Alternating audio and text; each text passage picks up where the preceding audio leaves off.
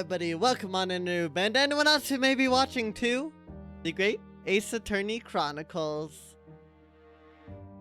Last time, we managed to prove the innocence of a fellow Nipponese friend who, in fact, was victim to very unfortunate circumstances with very horrible luck. And then we managed to move in with Herlock Sholmes, which is almost certainly going to be a terrible decision long term, but who knows? Welcome on in, Mystery and Neko. Enjoy your breads. And of course, thank you for the cardboard pipe. You smoke the bread. I mean, everyone has their own uses for it. It's your bread, I can't stop you.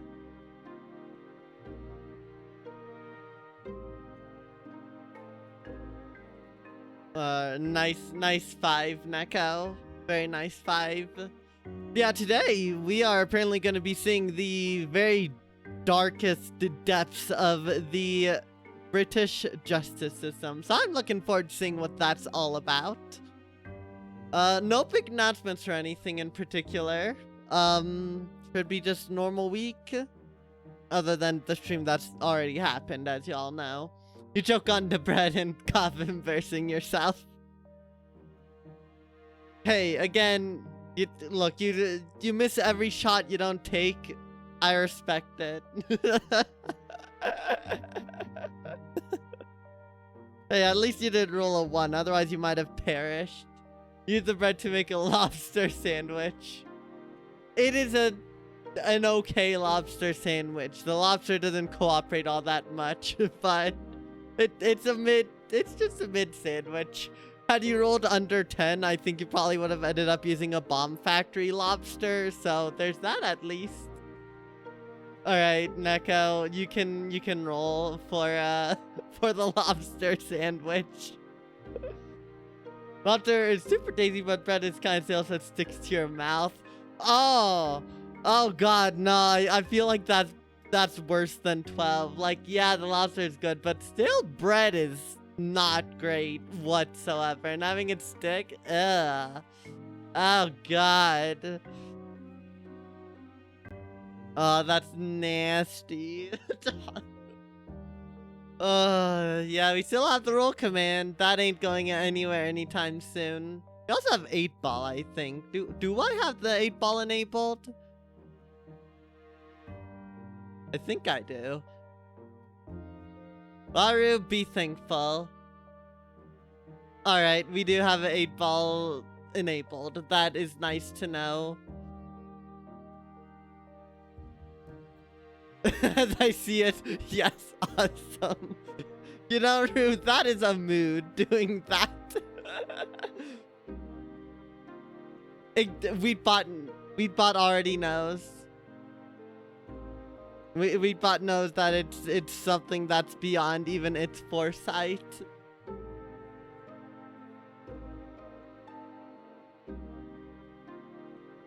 But, yeah, I don't have any other major announcements or anything, as I said before, so I think, at this point, it's just about time we get into it, chat.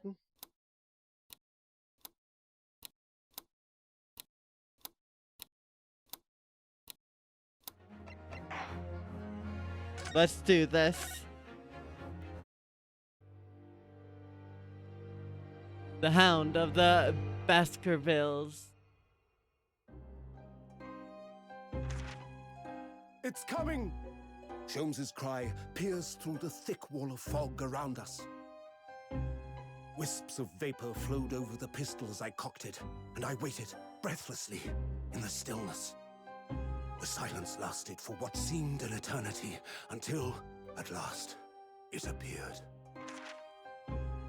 From the shadows of the cloud, an enormous beast sprang out upon us. A hound it was. But not such a hound as any mortal has ever seen. Its eyes glowed with a smoldering glare. The whole of its ox-sized body was outlined in white-hot flames. Its rumbling pant and hideous howl, so terrified was I that I began to tremble with fear. Look well, Wilson, Sholmes declared, gazing upon the mystical beast. For this is the diabolical hound of the Baskervilles. Ooh. And no, Sholmes. My first 2 months in London passed by in a flash. Oh my god, okay, just a time skip. And that disconcerting courtroom experience we were first thrown into on the day we arrived in the country. And in Soseki-san's terrible ordeal that followed closely behind, we had emerged victorious. However, there then came an abrupt end to our opportunities to appear in court, which was hardly surprising, of course, since I was nothing more than an amateur, an unknown student of law from a faraway land. The life in our little office was very quiet. That is, until it was shattered one day by that fateful telegram. 15th of April, 9:13 a.m. Naruhodo's legal consultancy.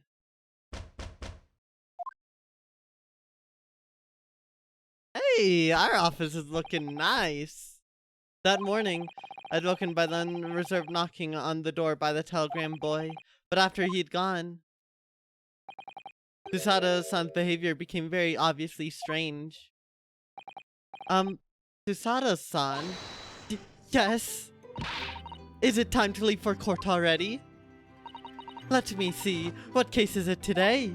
I don't think I'm scheduled to spend in one at the moment, am I? Oh, no, of course not. How silly of me. But I think Ira said she'd make us breakfast this morning. So, shall we go down to Mr. Sholmes' suite? Yes, Iris makes the most delicious breakfast food. She does, doesn't she? And once our bellies are full, we can leave for court in fighting fit form. Let me see, what case is it today? Here we go again.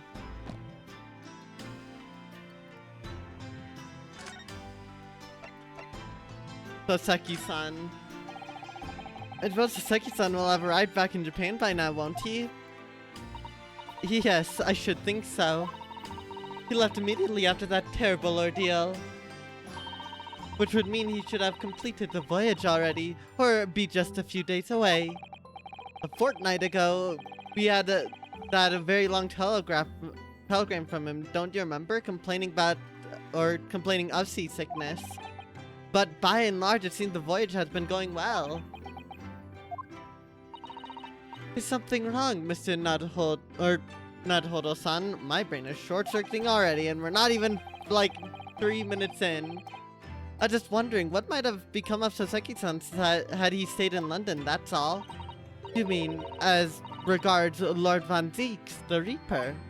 Yes, I can't help wondering if seasickness would have paled into insignificance in that case. The Reaper. What is it they say? That none who stay in dock can be saved from the Reaper, right? Like the way that nightmarish trial ended on the very day we arrived in London. Even 2 months on, the cause of that dreadful fire is still a mystery. Yes, but at least Soseki-san is safely out of the country now. Presumably that means that the curse of the Reaper can only take effect within the confines of the city of London, perhaps? Even if that's the case, it's little comfort. I have a terrible sense of foreboding. If the legend of the Reaper is to be believed, it would mean he wields the sword of justice himself. Come think of it, I wonder what he's been up to these past 2 months. Surely not wielding that sword against more acquitted defendants. No, I don't think so. Apparently Lord Van Zeeks hasn't appeared in court once since our last encounter. Oh? Yes, since Soseki-san's trial, he's withdrawn from judicial service again, it seems. Really? Just like before, when he wasn't seen in court at all for several years. So it's just been me who's had face of in the recent spate of trials then? Ugh, just my luck. I wonder if luck doesn't come into it. Sorry? What was that? Oh, nothing. Never mind. So, what was it about? The telegram that was delivered this morning, I mean. Oh, A telegram? I don't know what you're talking about. Sorry, but you're not going to get away with that. Well, I didn't think I would. Actually, I don't give it a moment's thought. It's nothing's interesting, boring in fact. It was just a boring old telegram. That's 3 times now that she's tried and failed to convince me it was nothing. I promise that I'll tell you about it at some point. Alright, I understand.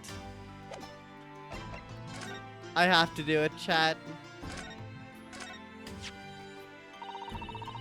It means a great deal to me, you know, that you cherish his armband so, and wear it each time you appear in court. Well, it's very important to me. It's what shows I'm a lawyer.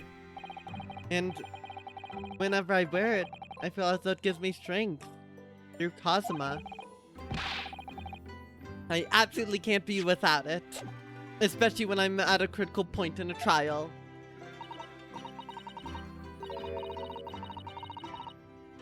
But just the other day, I noticed you were wearing it when we went to visit that park. Sometimes I forget to take it off.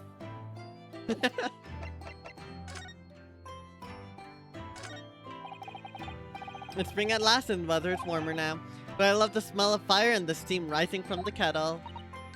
Oh, would you like some tea, Naruhodo-san? Thank you, Susato-san, but I'm alright for now. With the green tea Susato-san makes me from time to time and Arce's unique herbal infusions, this place is paradise for a true tea lover. Green tea is such a wonderful accompaniment to British tea cakes, don't you think? So this is tea set that Susato-san brought with her from Japan. Let's hope she hasn't noticed me slipping sugar and milk into my cup when she makes it. It's just so bitter. Tea's a drink to be enjoyed, Naruhodo-san. You really don't have to force yourself drink it, you know. I don't like to see you screw up your face, so.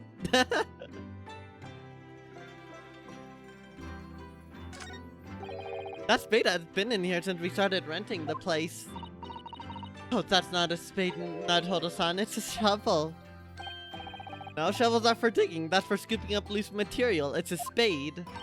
No, spades are for digging. That's for scooping up loose material. It's a shovel. So that's the difference between them. I'm pretty sure... Wait, now I'm confused. I don't want to dig a hole for myself, so let's leave it. Today you learn. One of them's at least right, probably. We've only been here in London for about 2 months, but my desk is starting to look a little messy already. You could tidy up once in a while. Tado-san, I always say, making mess is small sacrifice to pay for being able to further your studies. And time spent tidying up is time you can't devote to the same cause. And time spent on ridiculous arguments is time that could be better spent on some simple housework. She wins, but I'm supposed to be the lawyer here.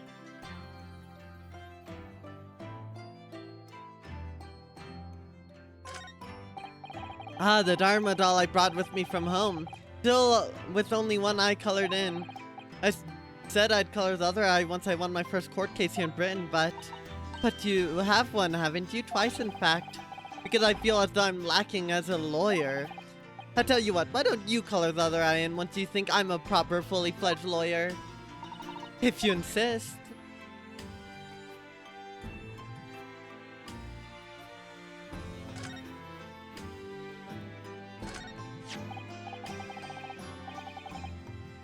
Ah, this must be the telegram. Let's see.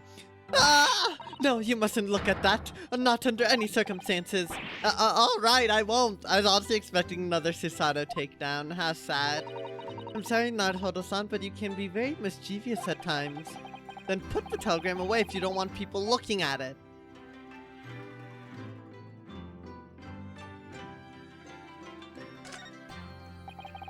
We're rather lucky to find that old aquarium left behind here. The prawns were put in... The prawns we put in there are doing rather well, and the anemones too. It's a wonderful invention, isn't it? The sea behind glass inside your room. Another example of Great Britain's greatness. Having cleaned it out and changed the water isn't so great though, is it? She definitely makes Naruto deal with that. Do you know I've never seen inside your room there, Susato-san?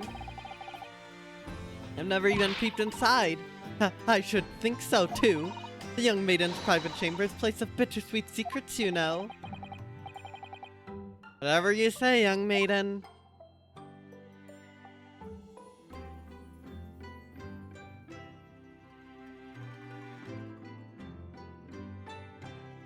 Seems to be everything.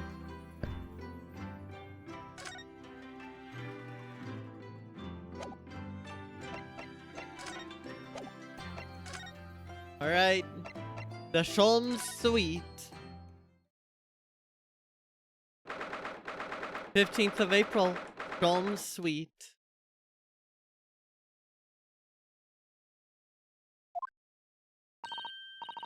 Morning, Aduna. Morning, Susie. Morning, Iris. Iris? What is it, Naruno? What is that terrible noise? It sounds like a cat being strangled.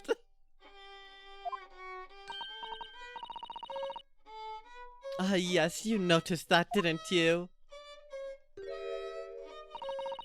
Kelly isn't in the best form this morning, it seems.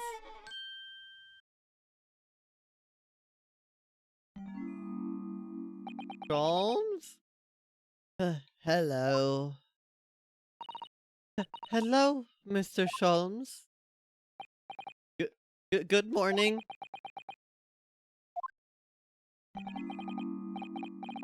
Good morning to die, perhaps.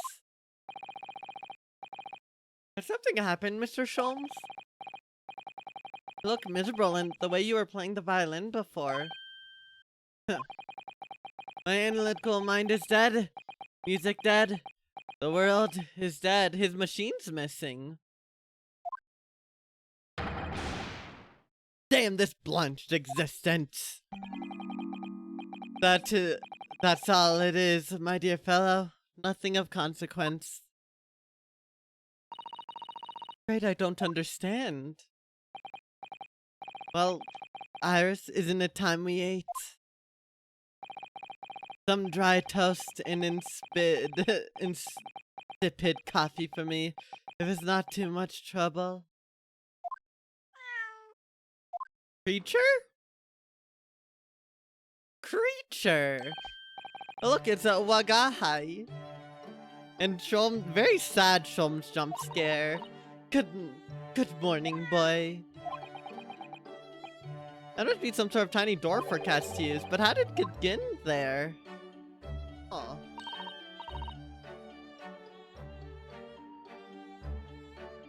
Well then, everyone, it's time for breakfast. Oh, wonderful. Let me help you, Iris. Oh, it would indeed be a fine day to die. I knew something looked different. Something's missing from Mr. Shom's desk.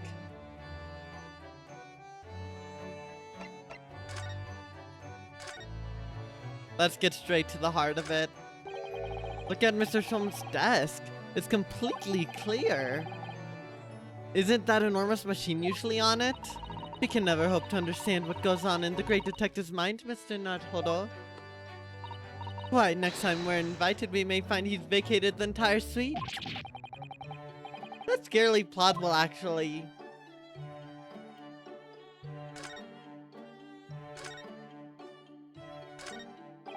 Come think of it, I haven't seen Iris doing much writing recently, but there's paper already set up in the typewriter. Look, as if she's about to start. That reminds me when I mentioned that Iris was in the process of writing a fully fledged novel. Mr. Natsume was most impressed. Ah yes, Mr. Natsume. That's what I'll be doing too once I'm back in Japan, he said through a tightly clenched fists and teeth.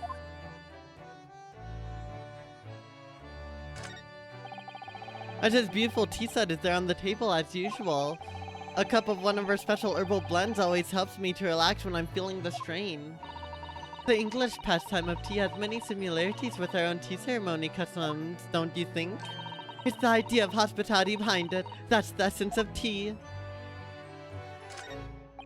That's a charming little white shelf and full of charming little bottles too. But the contents of them aren't quite so charming, it seems. Science is the future, Mr. Naruto. You can't deny it. I'm saving my money so that I can buy some chemistry apparatus as well. Law, chemistry, takedown throws. What diverse skills you boast, Mrs. Sato. As useful as they are, I'm not sure that my throwing skills are worthy of inclusion in that list. Yes, they are. These are all mementos of Mr. Shulman's past cases, I think. If he'd been involved in my case, I wonder if the beefsteak from La Carnival would be on display here. A mystery shoe, a curious hammer, some mysterious dancing men, a bust of Napoleon. Ah, what an entrancing collection. Like an untidy assortment of junk to me, rather like what's on my own shelves. Well, you really ought to learn to keep your things in order, Mr. Naruto. No, no favoritism there at all.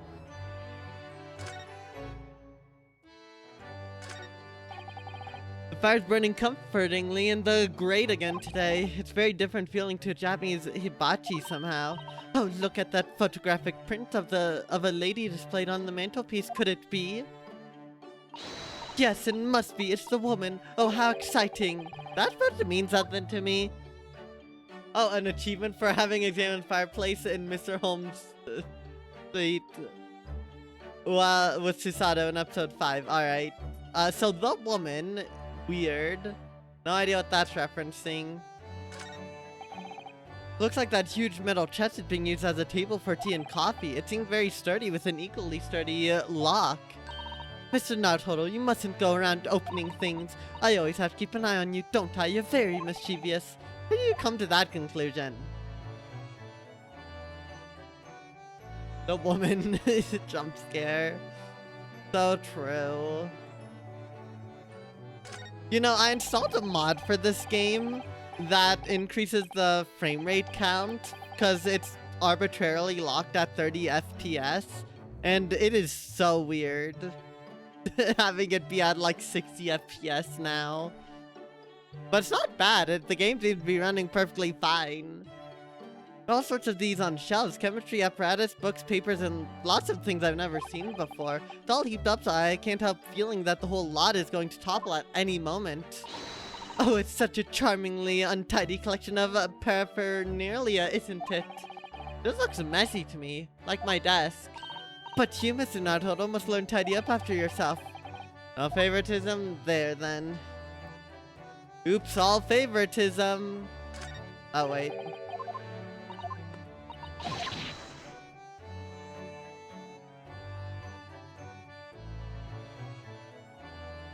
Alright.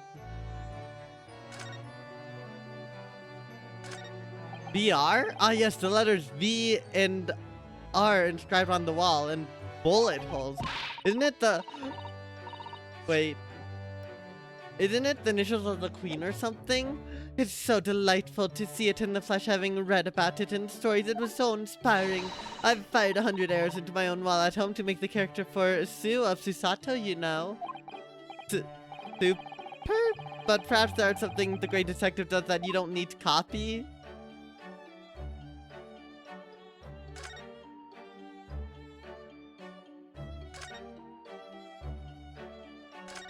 Okay. Mr. Natsume's cat seems to have settled into his new home then. Oh yes, and I've become very attached to little Waggy.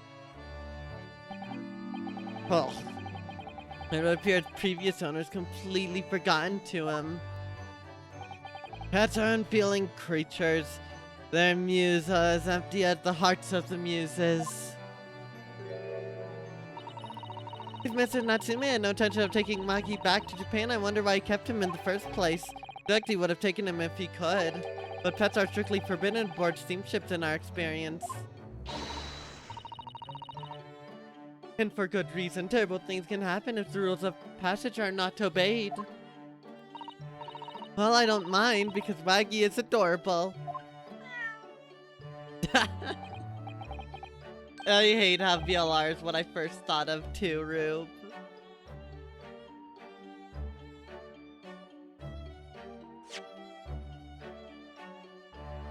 Well, I don't mind because Waggy is adorable. Yes, he really is. Oh yes, what about the door? I don't remember seeing that tiny thing in the main door before. Where did that come from? Oh, you noticed? You're observant, Bruno. Look, I used this. It's my latest invention. What? What is that? I call it the cat flapomat. Oh gosh, a machine for making doors just for cats? That's right, it can make a cat flap for a little furry friend like Waggy in seconds. And it can do it in any door at all, no matter what's made of it. It's very powerful, you see. This is gonna become useful later in the case, and that terrifies me. Wouldn't it have been quicker just make the cat flap rather than making a machine to make the cat flap? Well, yes, it may be, but now I can make cat flaps anywhere I like. Oh, I think it's wonderful. You must make one for us in the door of our office upstairs, Iris. She really knows how to come up with unconventional inventions, this girl.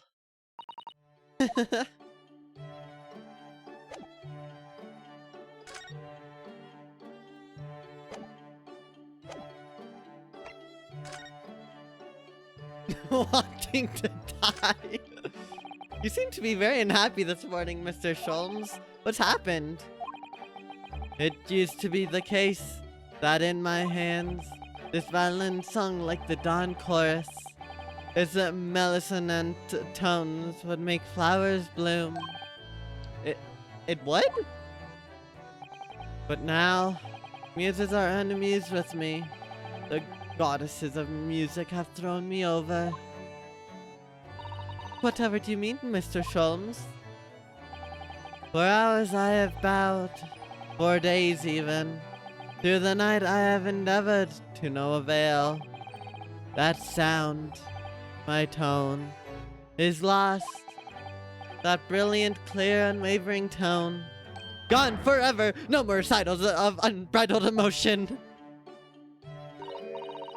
Well, you haven't been practicing much lately, have you, Hurley? Don't worry, I'm sure it will come back to you in time. Heed my words, Mr. Naruhodo. The goddess of the arts are fickle. One day they bestow genius on a man, the next they unmercifully withdraw it. Oh, dear. Why is this happening to me? If they take the turn I have for the violin from me, what is left for pity's sake? What is left? Deduction perhaps? Isn't that what you're known for?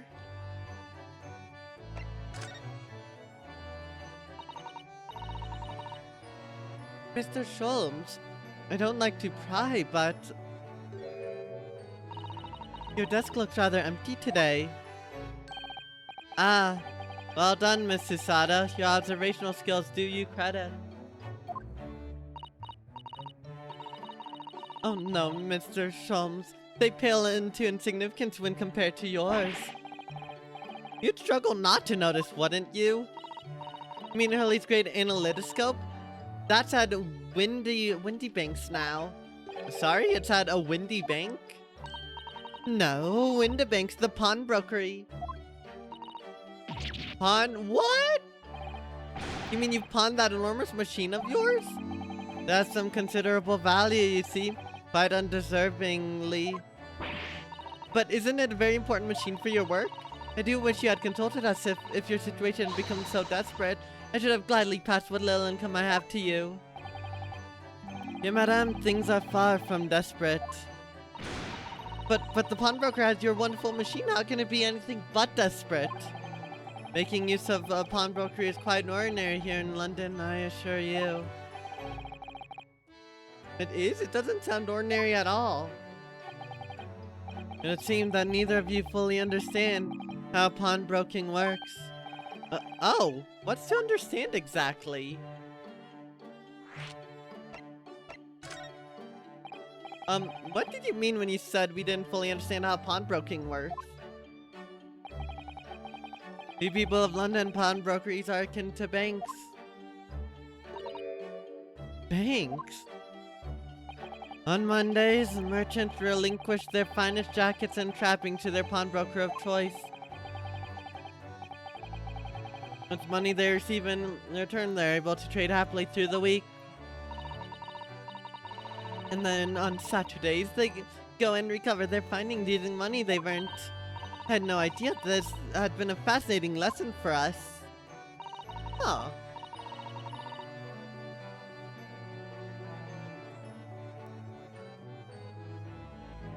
Everyone does it, you see, especially people in Inter-London. And should they have money to spare, they would purchase another fine jacket. Not to wear, obviously, but to pawn should the need arise. Oh, how ingenious. So whenever we have something that's getting in the way, we leave it at window banks, you see? Pawnbrokery can be thought of as an extremely secure vault. Who would have thought that even pawnbrokers are different here in Great Britain? Of course, you have to watch Hurley with it.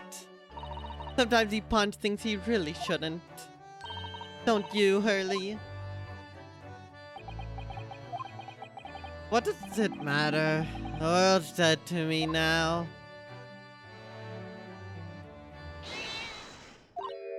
Oh, what was that? Bagahai? Oh no.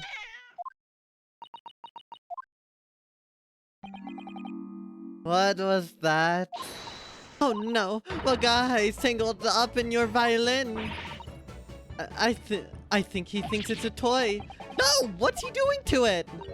Oh dear, Mr. Shulman's precious violin. Why should I care? What? I shouldn't be surprised. If the cat is a more accomplished musician than I am now. Mr. Shulman really is in poor spirits, isn't he?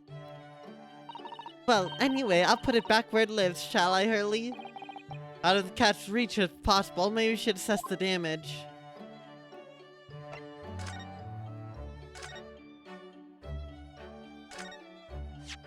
So this is the violin, is it? It's a Stradivarius, one of the finest violins in the world, made by the renowned Italian luthier Antonio Stradivari. Oh, I see. It doesn't really look anything special to me. I happened upon it covered in dust, languishing in a pawn shop down a nondescript back alley. The broker had no idea of its value, so I was able to purchase it for a mere 55 shillings. How honorable of you. And until today, it has been my faithful companion in every great Paganini-inspired performance I've made. I ask you, is there a reason to live in a world devoid of music to tolerate this blanched existence? No! There is none! Mr. Shulman? What, dear madam, what? My thoughts are preoccupied with fancies of release from this dull routine. Well, it's about the violin. Looks very different to normal, don't you think? Huh? What do you mean, Mr. Sato? Susie's right. Yes, the tone of the wood is completely different. That's not all, I'm sure there's no crack here before. Wait, it's not even the right size, is it? What's this?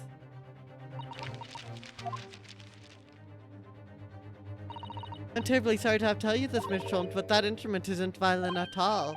Then what? I believe it's an entirely different instrument called a viola. What? Oh, Mr. Shulman, are you alright? You're right, it's quite right. This isn't my faithful Stradivarius. So what? Pray, is this piece of stringed flotsam not your faithful performing partner, then? Ah, I see what must have happened. You do, Iris? This is just a simple mix-up. Sounds like Iris might be able to tell us exactly what's happened if we ask her.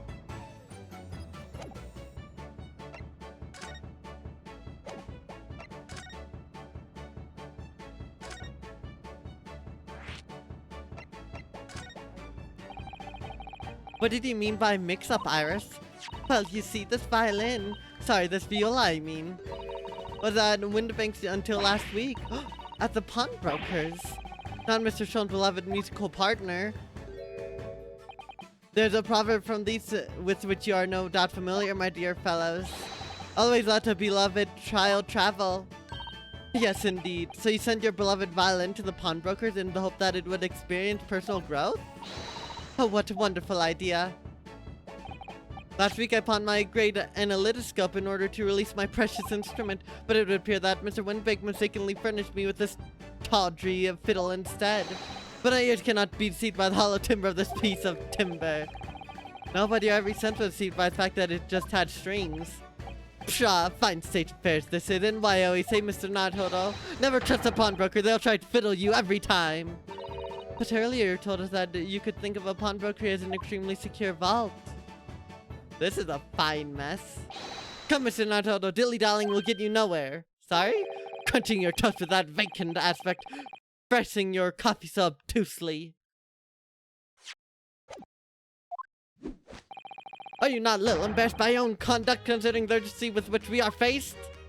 We must visit Windibake's brokery at once. That's right, isn't it, Mr. Sholmes? Precisely, Mrs. Sato, without a moment's delay. But I haven't finished my bacon and eggs. My dear fellow, surely you do not still intend to crunch your bacon with an increasingly vacant aspect, to press your egg ever more obtusely.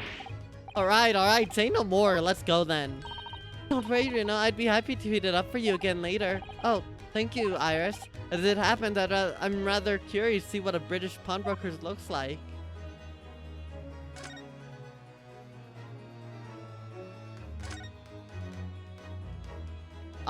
Okay, so we grab the violin.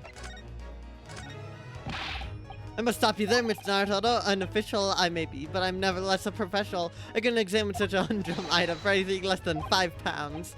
Oh no, I didn't really want you to examine it. I just wanted to ask if, my dear fellow, as a professional consulting detective, I couldn't possibly venture an opinion for anything less than 5 pounds. Are you perhaps hoping to purchase a new telescope in the near future, Mr. Sholmes? Indeed I am. As you know, it has been a long ambition of mine to discover a new star and name it for myself. Because your earthly stardom isn't enough.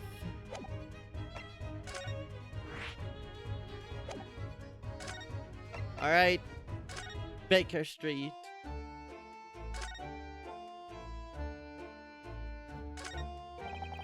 Look at all the different things in the window of this shop. That's Windibake's, the pawnbrokery. It looks so much smarter than a pawnbroker's in Japan, doesn't it? Yes, you're right. I find pawn shops at home rather inapproachable, personally. Reminds me of tearfully parting with a favorite fountain pen. I felt so miserable.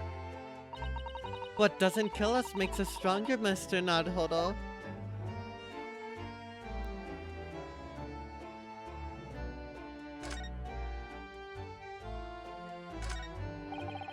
It's already been 2 months since we started taking lodgings here above Mr. Sholmes' office. Still can't quite believe it. I never expected things would turn out like this. Oh, I know. To actually be sharing an accommodation with the world's greatest detective. If I ever find myself before a court of law now, I will have not one regret. I don't know what you're talking about, but I'd be happy to defend you, of course.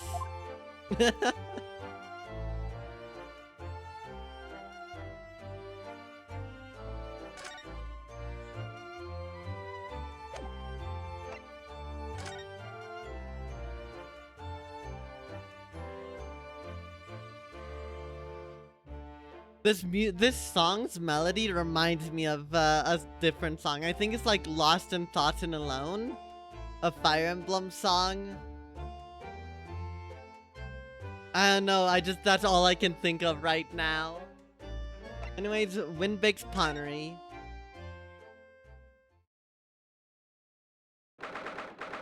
'15th of April, Winbake's Pawnbrokery. This is a British pawnbrokery. Oh my, there are all sorts of tools and contraptions in here that I've never laid eyes on before. Ah, Susato-san, and that spark of wonder in your eyes. Can't wait to scour the shelves, can you?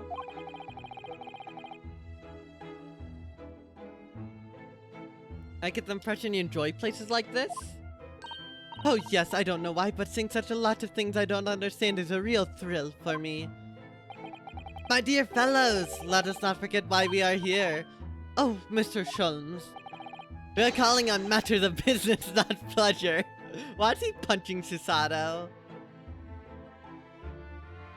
He's actually just punching her. Clearly, Mr. Sholmes means business too, judging from the spark of fury in his eyes. Mr. Sholmes, sir, welcome back. Did you hear that brazen welcome? Well, yes, we are potential customers after all. Common Wednesday event, yep. We're disgruntled customers, Mr. Naruto, and it's time to inform Mr. Windbank of our ire. Come, the fight is afoot!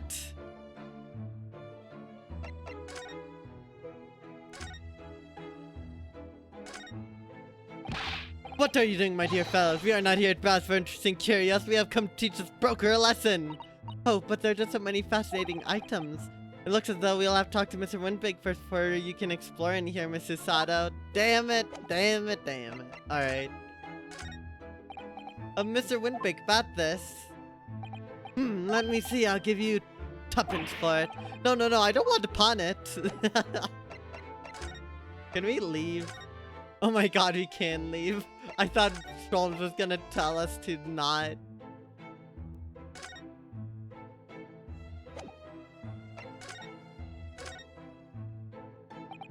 Naturally, you'll recall this, which I retrieved from you some days ago. Yes? The second-rate fiddle is not my faithful instrument, Mr. Windbank.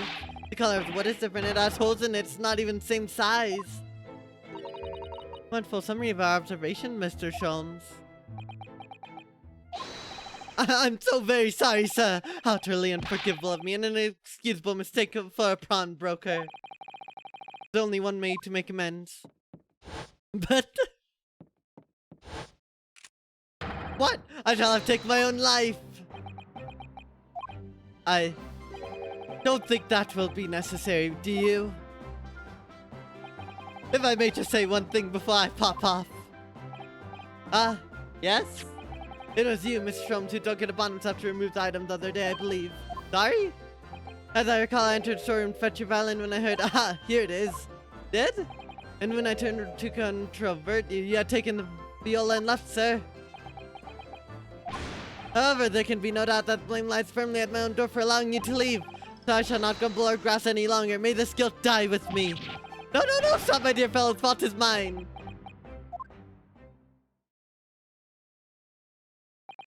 Phew. It would appear that the fight is over. I do humbly apologize, Mr. Windbank. Evidently, my questionable disposition precipitated this tragedy. Well, you wouldn't be Herlock Sholmes without that questionable disposition now, would you? I do believe you may be right, sir. Neither laugh or cry, I suppose. He sold the violin, didn't he? Yeah, it must be said, one of my more challenging customers. I didn't remind you of the peculiar collection of items you've brought through my door in the past. Oh, peculiar items. In the extreme, ma'am, for example, the unpublished manuscript of an eponymous work, the novels of Herlock Sholmes or some such. Oh my, a new fully fledged novel. An unpublished, a story I have yet to read, you mean? Forgive me. Wait, before you die, you must tell me more. Oh my god. I wonder, could I ask you something? A gentleman from the east, I see. Yes, that stable suit. I suppose I could offer you 6 pence for it. Without wishing to offend, the tone is somewhat dull. Sorry? But for your splendid attire, ma'am, give 5 guineas, no less. The colors are exquisite, the design exotic, Eastern artistry at its finest, I must say. Oh my, 5 guineas, you say? How interesting. Why do I feel as though I suffered some sort of defeat here? Actually, I was hoping to ask you about your business. I've heard it said that pawnbrokeries are used rather like banks here in London.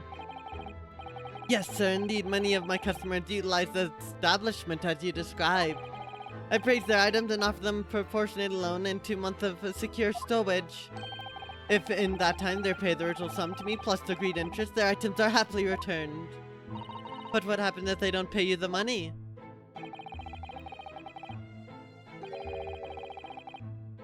Then the items are offered for sale in my shop, as you can see on the shelf behind me.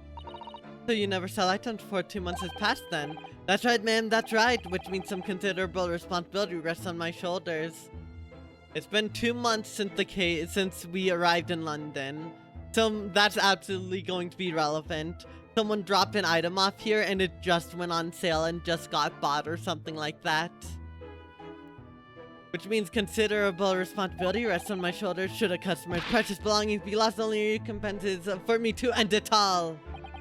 Very idea, Mr. Windbake, is an absurdity. One should never take one's demise so casually, says the man who's telling us all it was good day to die only this morning. Let us not forget that I've already helped you take measures to ensure such tragedy never occurs. What sort of measures? A new simple device with which Mr. Windbake has installed here in the shop. I call it the red-handed recorder. And that's not so, Mr. Windbake? What was that deep sigh about? Oh wait, we can look at stuff now, hold on. Never mind.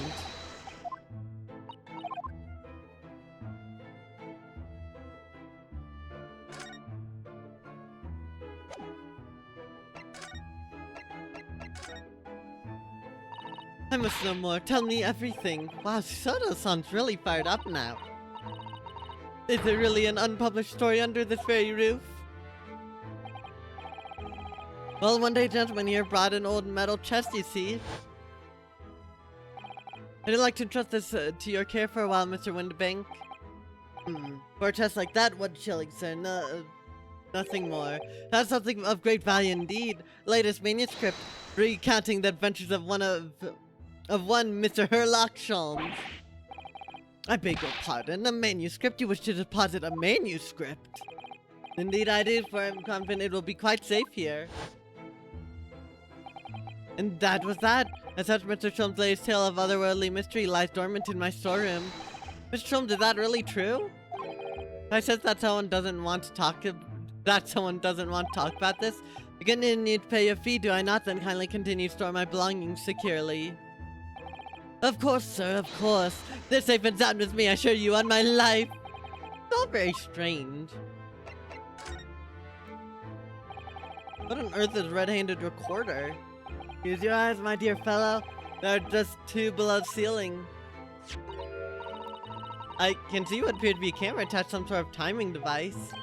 Very astute, it is indeed a camera with some 100 pieces of celluloid film. And every 30 minutes precisely, the camera automatically records the appearance of the shop. Here, I have an example I can show you. Oh yes, a print from the camera set to record the activity at the shop counter. I developed a special type of film so sensitive it produces a crystal clear image even in darkness. Really? That's extraordinary. Yes, you can clearly see the counter and the door behind it. Look. As you see, were someone to enter the premises with ill intent, his identity would be summarily exposed. But did you not say that the photographic prints were taken at 13-minute intervals? Indeed, as you say, my dear madame. Then what if the incident were to occur in between times? One could only say that would be a cruel twist of fate. I must confess your advice have been giving me some cause for distress of late.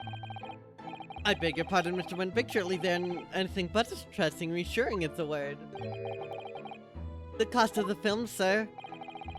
You must graciously place not 1 but 2 cameras in my shop after all, which means I must pay for nigh on 100 and utterly useless prints every single day.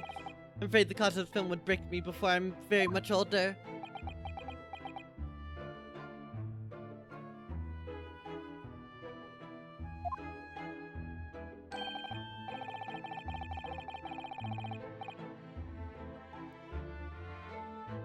Nevertheless, a small price pay to ensure the safety of my preferred pawnbrokery now.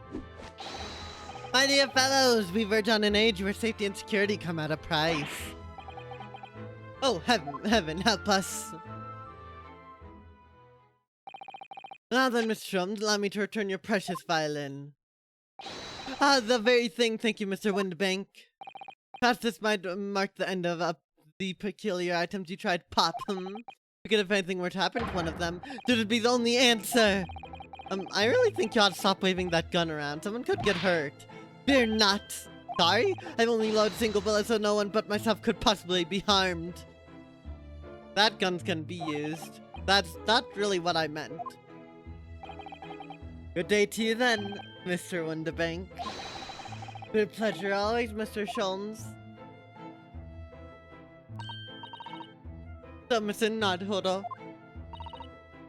Now we can explore at last. Finally. Look at this, whatever could it be used for? I have no idea. Ah. There's a small catch here, look. We're going to open it, aren't we? Oh my, that's amazing. It has some sort of spring-loaded mechanism, which we'll never manage to put back the way it was before. What are you two doing? What? Us? Nothing. No, nothing at all. However, this device did seem to have a pair of little windows looking through. Feel as though we've seen something rather similar to this elsewhere.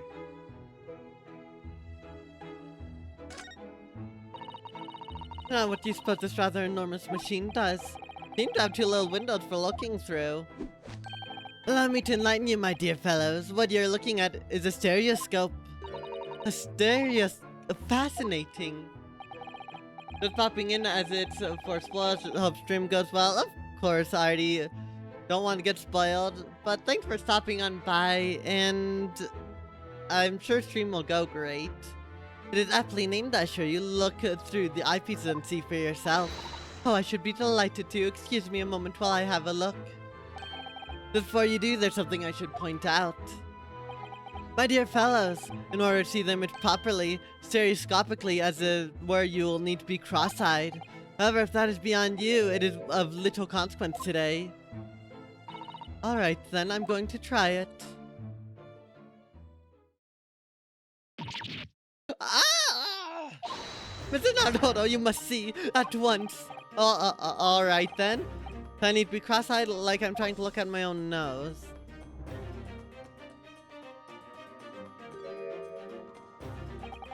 What the? I don't believe it. Just photographic print, but it seems like you could reach out and touch it. Yes, the sense of depth is startling, is it not? Stereoscopes are one of London's many fads. They're often found in little stalls in the park. People queue for hours to see them. Why are people meddling with such black magic? It's no magic, my dear madame, it is, well, far too complicated to explain at present. We shall save this lesson for another day. Oh.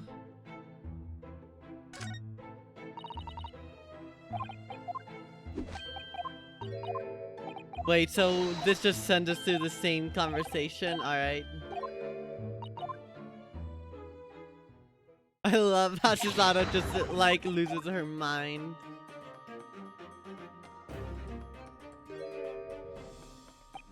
Yeah, there's no way we can get the illusion from before.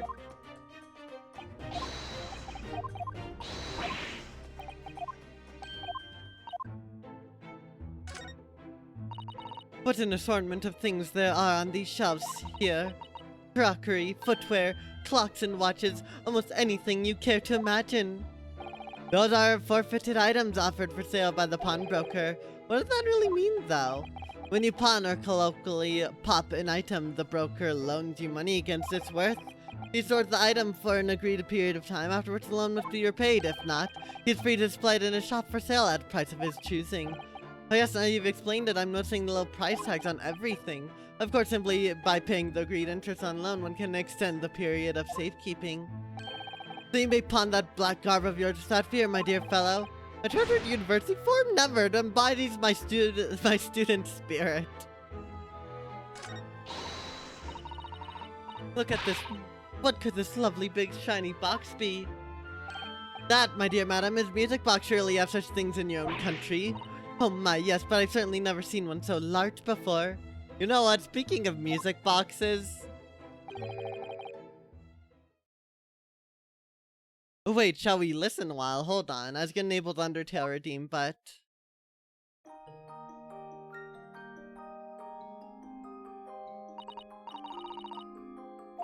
Oh, what a sublime sound. Like the music of angels. I never heard anything like it before in my life.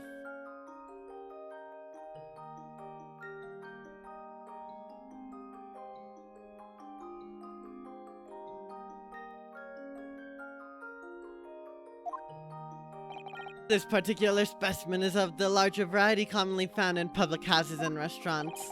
There's a metal disc inside on which the notes to be played are recorded. Simply by replacing the disc with another, any music you care to imagine can be played. My goodness, what a simply delightful machine. Indeed, though their popularity has waned recently with the development of the gramophone, of course. Science and technology advance at such an overwhelming pace.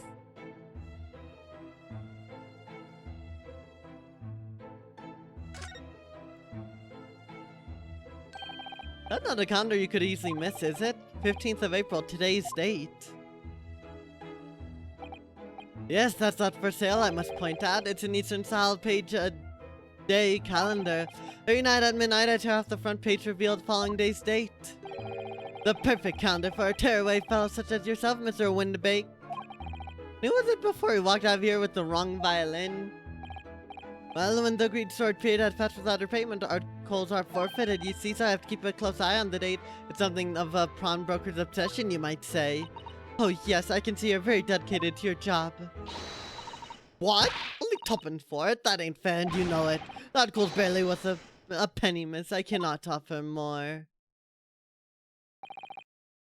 Oh no, sounds like there's an argument being by the counter. Come on, that can't be right. And you had even... have you even had a proper butchers at it? I've seen all I need to see, young girl. And here we go. Wait, don't we know? I'm sure I recognize her. Oh yes, it's the young lady from Mr. McGilda's trial 2 months ago. Her name is Gina Lestrade, my lord. She's a chancer. Earns her crust among large crowds, leaving people of their purses. What's commonly called a pickpocket.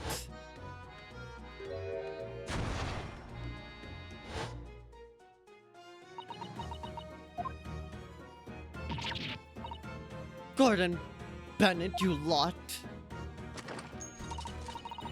Well, Miss Lestrade, hope you've been well. What? You remember me then, do ya? Well, I remember being completely surrounded by smoke, that's for sure. So, what are you doing here? Down and out like the rest of us, nothing to eat. Come to pop off that black weasel, sorry, coat I have ya. What is it about this black uniform that makes everyone comment on it? Ah, good day, unless I'm much mistaken. You would be the young pickpocket who stole our experimental smoke grenade launcher. Mr. Schultz? Though you have something of value to pawn, do you? Allow me to see the article and I shall negotiate with you, Mr. Windybank, on your behalf. What's the other one? I don't need no help from some suck-up D. Get out of my business, go on or I'll make trouble for ya. As you wish, Miss Lestrade, I'll happily remove myself from your presence. He's really done it, he's really gone. I'm sorry, but as I said, there really is no room for negotiation here. What's that thing he has in his hand? Some kind of music disc? And you, go on, leave me alone. Oh, Miss Lestrade, just pretend we aren't here. We shan't be offended in the slightest. Dada-san can really stand her ground when she wants to. Whatever.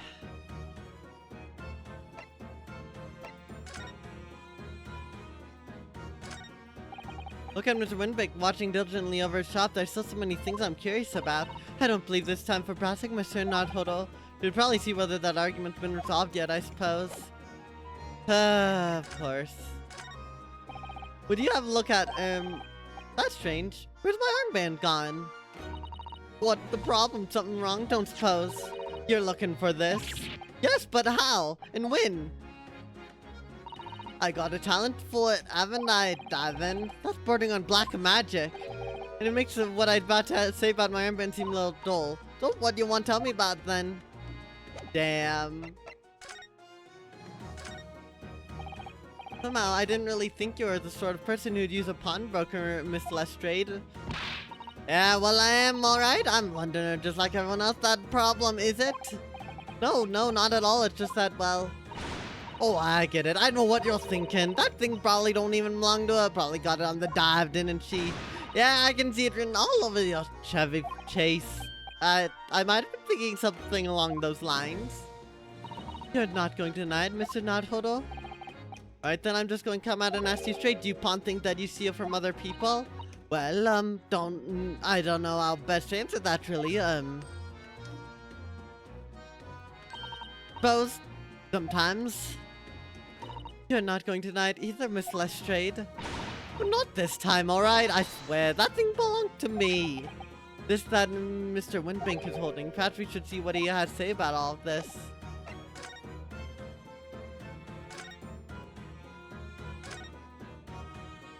Mr. Winterbank, what exactly is this metal disc that Miss Lestrade has brought in? It seems to have hundreds of tiny little bumps on its surface. This is music disc, you see, for use inside a music box. In a music box?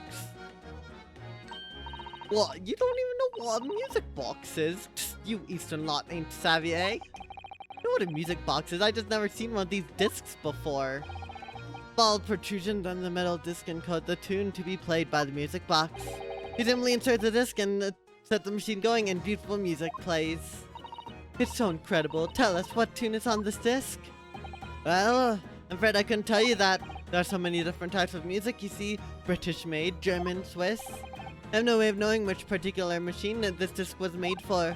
Ah, I see. That's in a nutshell. I wouldn't have any customers for an item like this even if the young lady forfeited it.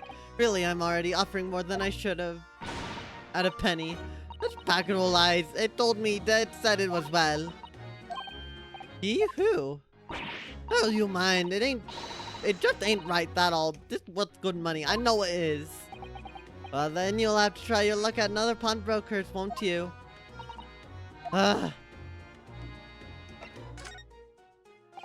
You've been in before, of course, the little Tatterdemalion.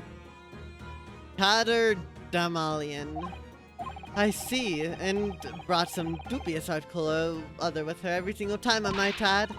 Dubious? What are you trying to say? I'm an honest customer, me. So, is there something dubious about the disc she brought in today? Well, if only it were that simple. Sorry, what do you mean? What she actually brought in was a storage ticket. Storage ticket, so... Miss Lestrade has actually come to redeem an article from you today, is that right?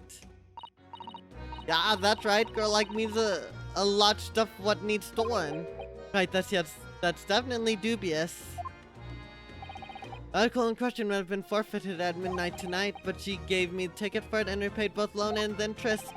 I'd obliged to return the article to her.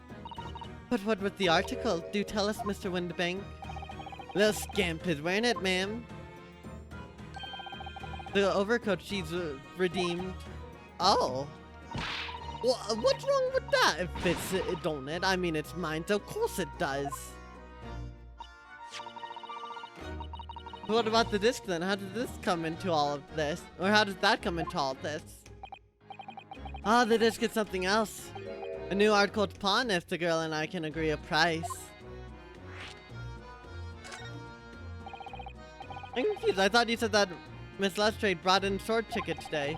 Really quite simple. Yes, the chap brought me a sword ticket and the money owed on it, as you say. For this heavy black coat, which you returned to her care, as I understood it. That's right, yes, and rather unsurprisingly, as soon as the little Ramaguffin put thing on, you went rifling through her pockets. Oh, you mean... What? Don't you know it's rude to stare at a lady? I see it. So it came from the pocket of the overcoat, did it? You mean the disc then? Yes, exactly, ma'am. And she immediately tried to pawn it. For quite a high price as well. It's all rather suspicious, I think. Give it up. I'm just trying to pawn something like anyone else would. Miss Lestrade, may I ask who deposited the overcoat here in the first place? Me. Doesn't really appear to be your size. Me old man, me old man, ain't it? Is it Miss Lestrade? Yes, this definitely is all rather suspicious. Out of my way, please! Who the hell are you? Who's this picture postcard English gentleman? Good day to you, ladies, gentlemen. What's your problem, eh? There's no problem, as long as you remove yourself. I have a matter to sketch with the proprietor. And if you intend to make a problem of it, I shall see you outside, little girl, for the hiding you deserve. Look, ain't it obvious I ain't done talking with him yet? If you think you're such a gent, you should know to wait in line. Well, you're an imprudent little brat, aren't you? As well as a pickpocket. Eh? Who are you? How do you know who I am? Question is, how do you not know who I am? You haven't the courage to even remember the faces of your victims, it seems. What? You mean not from you? Broker! Yes, sir. I believe this filthy pickpocket thief has just redeemed an article from you now. Yes, the article in question belongs to me. I demand for it to be returned at once. Oh my, the drama. Yeah, random guy jump scare. Things are heating up. But that's a lie. What are you trying to pull? Give me back my overcoat, you wastrel, and needless to say, any music box discs too. No, you can't have it. You just can't. It's me old man's, or it was. Now it's mine. Goodness, Mr. Naruto. This is a very awkward situation. Wait a minute. Her old man's. Don't tell me she's referring to McGilded. Yes, I think perhaps we should hear both sides of the story in a little more detail. Miss Lestrade, is what the gentleman is saying. What do you think? It's all lies, ain't it? Obviously. I swear on my life, I ain't never laid eyes on that dandy before. Let's hear it now, you little ragamuffin. You stole it, didn't you? That ticket you brought in here just now. No, I swear to God. It was barely an hour, guys, walking along the street, minding my own business, when this little gutterling ran into me. I knew at once what happened. I've been robbed yet again. I thought to myself, those wretched pickpockets. Yet again? Oh yes, as you can see, I'm a man of impeccable style. This isn't the first time that I've been targeted by these back slum scoundrels. Now then, relinquish my overcoat. Come along now, Miss Lestrade. Give the good gentleman his coat back. If you're going to cause trouble, I shall have no choice but to call the police. Hold on, why does everyone think it's me? Just look at this dandy cove, and you think I'm the dodgy one. Sorry, but no one's going to believe you. Well, what about evidence? Yeah. Where's your evidence that I've stolen something, eh? Come on, let's see it. Oh, I have evidence, naturally. You what?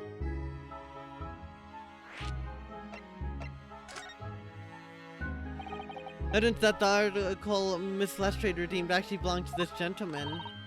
Of course, we only need to consult Mr. Windbake's ledger to know the truth. We'll be able to look up the name of the person who deposited the article in first place. Yes, brilliant. I'm very sorry, but I'm afraid that won't be possible. I never ask customers' names, that's a strict policy of mine. But why not?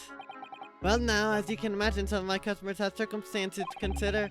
A great many of them prefer to maintain their anonymity.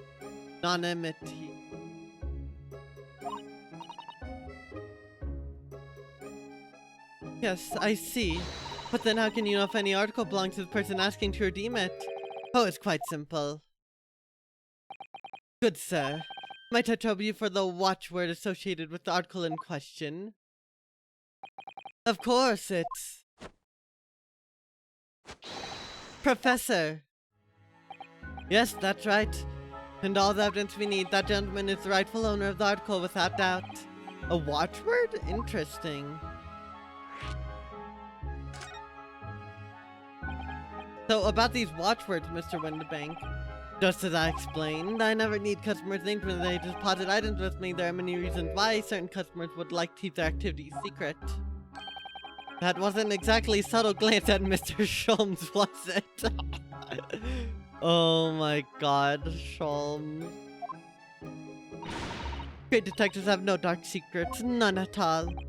Yes, well, anyway, that's why I always ask for a watchword whenever I accept new articles. And in many ways, it's like the secret combination of numbers used to unlock a vault. The date of deposit, the description, and a watchword uniquely identify each item. And of course, then I give storage ticket to the customer. If someone comes to redeem something, ask for the ticket and watchword. If that someone tells you the correct watchword, you return the article. That's right, sir, yes. That's the prerequisite. And I've supplied you with the information you require already, but for the avoidance of that, the article in question is an overcoat deposited 2 months ago, 15th of February. With the watchword of Professor. Perfectly correct information, sir. But ow! Really, this beyond joke now, there's no further room for doubt. Hold on.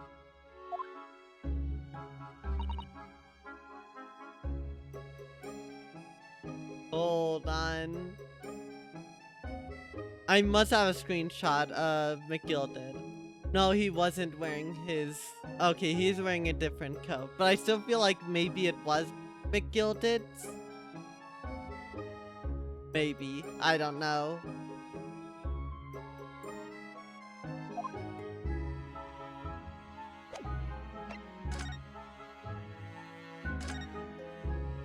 No, Sholmes is nowhere to be found.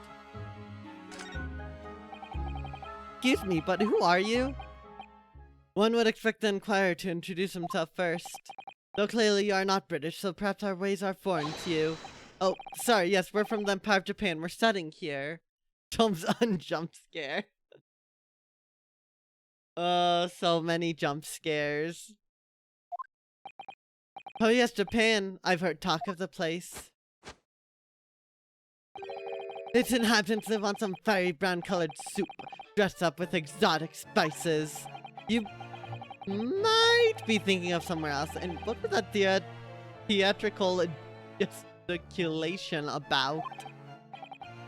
Perhaps, anyway, if you're a gentleman, sir, you offer your own name first before inquiring after a name of another. Of course, yes, I'm Ryunosuke Naruhodo. I'm a lawyer, well, a student of law, really. My name is Susato Mikotoba, and I am Mr. Naruhodo's assistant. I see. My name is Benedict. Eggert Benedict. Eggs Benedict, even? Just saying. Yeah, Rube. Hey, they're all fitting. It is very versatile. It involves jump scares, yes. Alright, let me try it. Hold on.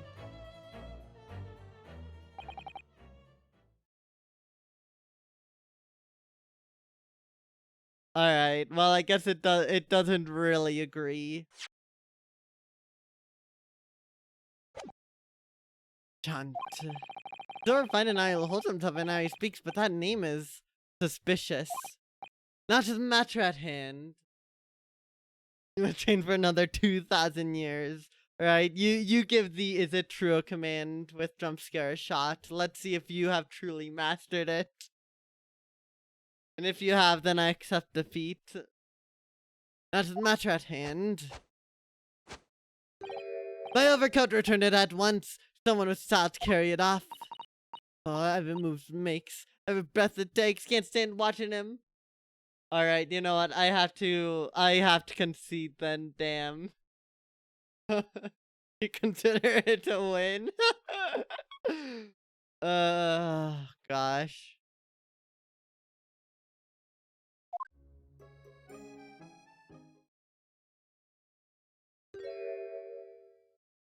It does fit him. Let that be the end of the matter, and thank you for your custom, Mr. Eggert Benedict. There's such reasonable rates of interest, I may even decide to come back.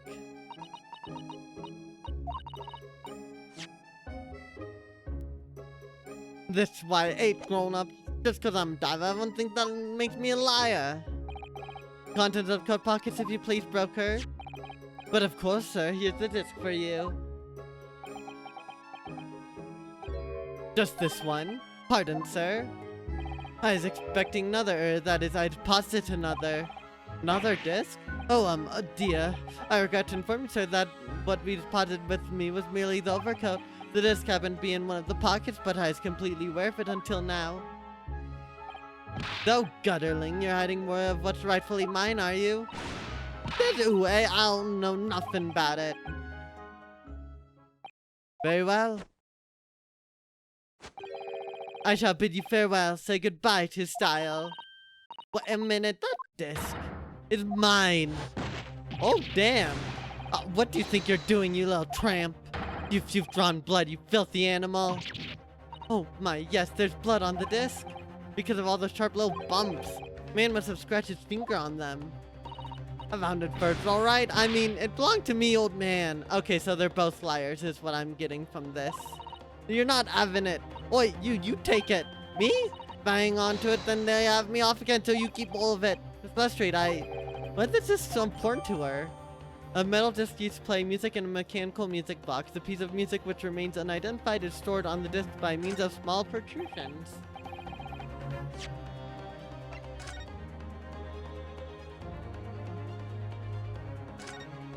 For McGilded! Oh my god.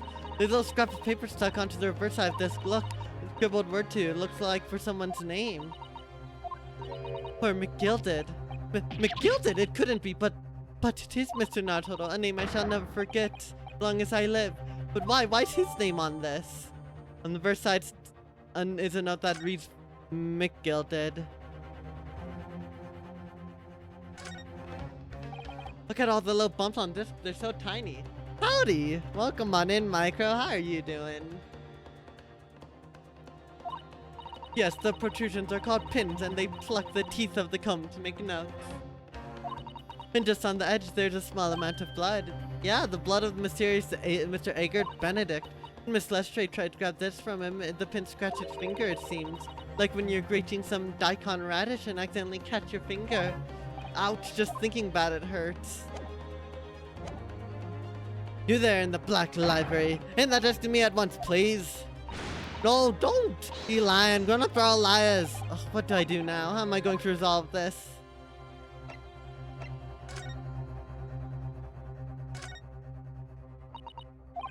Wow, Miss Lestrade is really looking back at that mysterious gentleman. We need to do something to calm things down before she loses control and attacks him again. Look at Mr. Windbank watching diligently over his shop. Calming this fraught situation must be our first priority. And I'm fairly certain that we can find just the great thing we need amongst the articles here in the shop. You're just bored before you go to bed and want to keep up your howdy streak. You're gonna go back to sleeping now. Au revoir. This is so scary, the French. Well, thanks for stopping on by. Go get some nice rest and au revoir.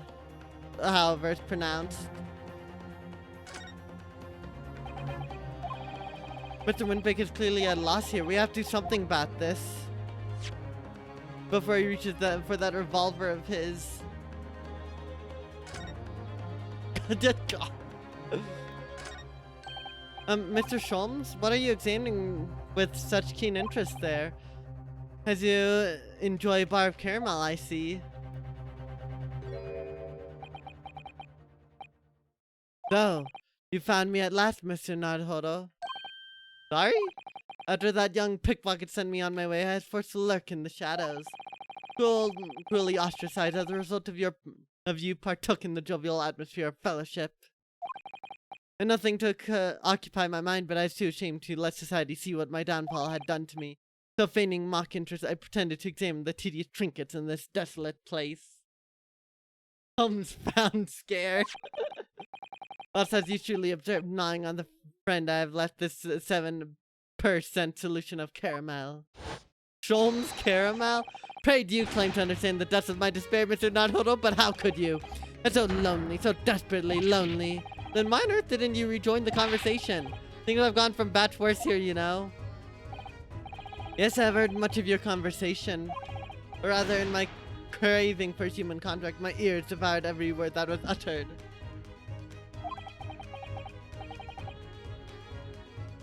You really were sad, weren't you? Poor Mr. Sholmes, I feel simply awful for you. It would seem that my inferences are correct. Oh, surely you're not about to tell us that you've solved the entire case once again. My dear madame, sometimes I wonder where my genius for deduction to become modestized. How much could I pawn for it?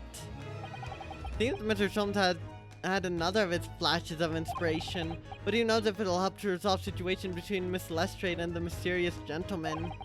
What's the right thing to do here? We'll leave it for now. I don't know. If Mr. Sholmes starts on one of his wild rambling deductions now, it could just fan the flames of this argument. I think it would be sensible to try something else. It's not Hodo. What are you saying? Great detective has made one of his great deductions. He's sure to cut straight to the heart of the matter. That's what I'm worried about. We don't need any more cuts around here.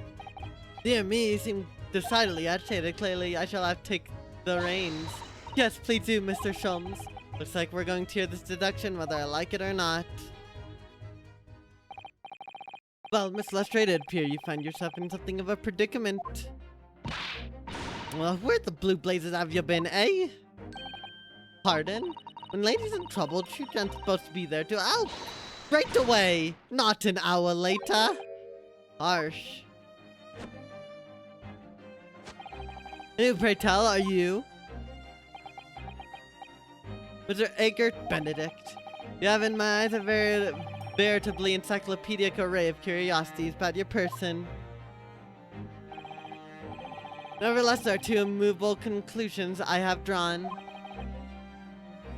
I beg your pardon. The first is this. The true reason for your visit to this pawnbroker today is something you have not yet revealed. And second is this. A considerable crime is in contemplation, one you'll orchestrate with intent to steal a vast sum of money. Well, Mr. Benedict, what say you to my deductions? How? Turned as white as hard-boiled egg. Can't believe it.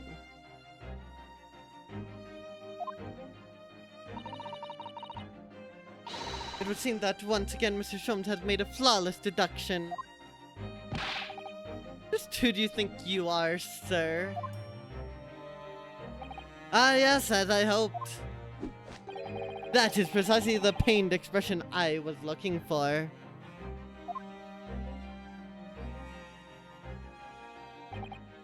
So, shall we begin? The time has come for yet another Sherlock Sholmes logic and reasoning spectacular.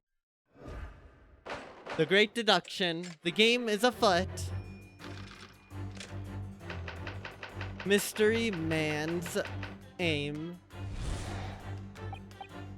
First of all, we must ask ourselves on what business you have ventured to this pawnbrokery today. You claim to have followed this pickpocketeer having had the redemption ticket stolen from you on the street. But that is most certainly a lie. The real truth is something quite different. As revealed by that which you are holding in your hand. Guess what brought you to the shop in first place? Is staff recruitment flyer. Filed paper in your hand is a staff wanted advertisement from this very shop. Yet even the most unobservant would soon realize that a man of your appearance has no need for such employ. In other words, there's some ulterior motive for your actions. That cane which you unwittingly clutch to your person in exhibits an incontrovertible contradiction. What utter rot! I've had this cane for years. The contradiction which I speak is, of course, the missing ferrule. The end of any walking cane would be terminated with the metal ferrule to protect the wooden tip. And God damn it. I don't know, something about this looks so damn goofy. And yet, the detailed analysis showed the wooden tip of this stick to be utterly bare. Therefore, there's only one conclusion. The rod that you hold in your hand, which appears to be a walking cane, is in fact no cane at all. You recoil, sir. Is something wrong? And in your recoiling, you inadvertently facilitate the answer to the next conundrum to present itself. Namely, what is the truth behind this rod you bear? Yes, your reaction betrays the truth. The handle, which you evidently would like to conceal, is the key to understanding this riddle, you see. From the moment I saw it, my suspicions were aroused. What walking cane demands such a stout handle, mused I. But of course, as I said, this is no walking cane. No, that rod is a broken handle of a shovel. What? Don't you mean a spade? Are you insane? And now, having determined this undeniable truth, the conclusion is clear. Your true motive for coming here was to take employment at this establishment in order to excavate the ground beneath the premises. What a calculated crime you have conceived, sir. A wickedly calculated crime. To tunnel underneath the pawnbrokery. Topic 2. Great crime. Great crimes. Now, Mr. Medic, let us continue. We must expose the details of this elaborate crime you have in the planning. This is utterly absurd. You suggest that I, a gentleman, intend to excavate the ground beneath this pawnbrokery with a broken shovel? What on earth do you propose I could expect to find there? Some long-forgotten treasure, I suppose.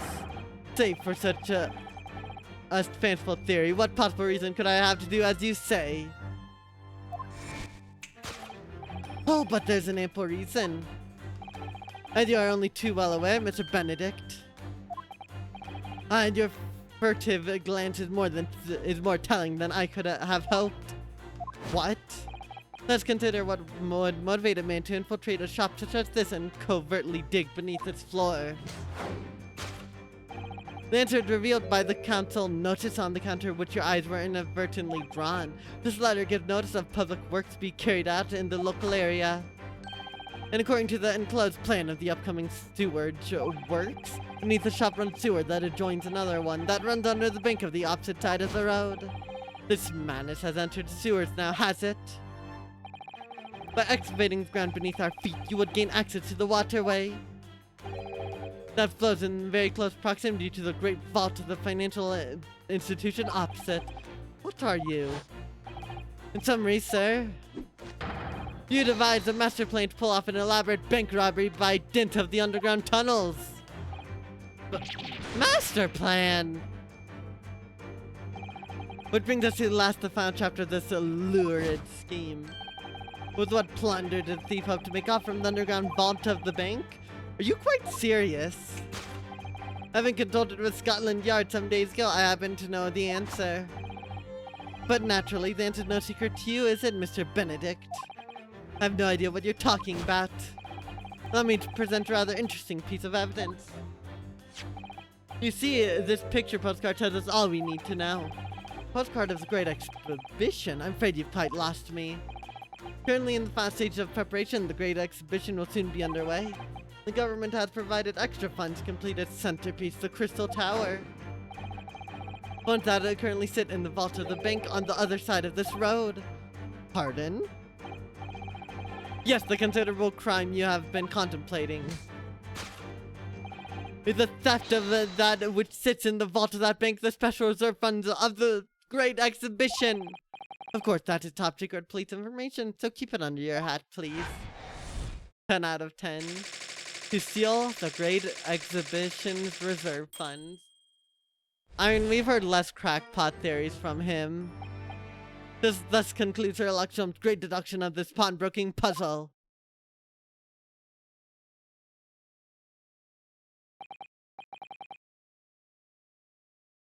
Mr. Sholmes.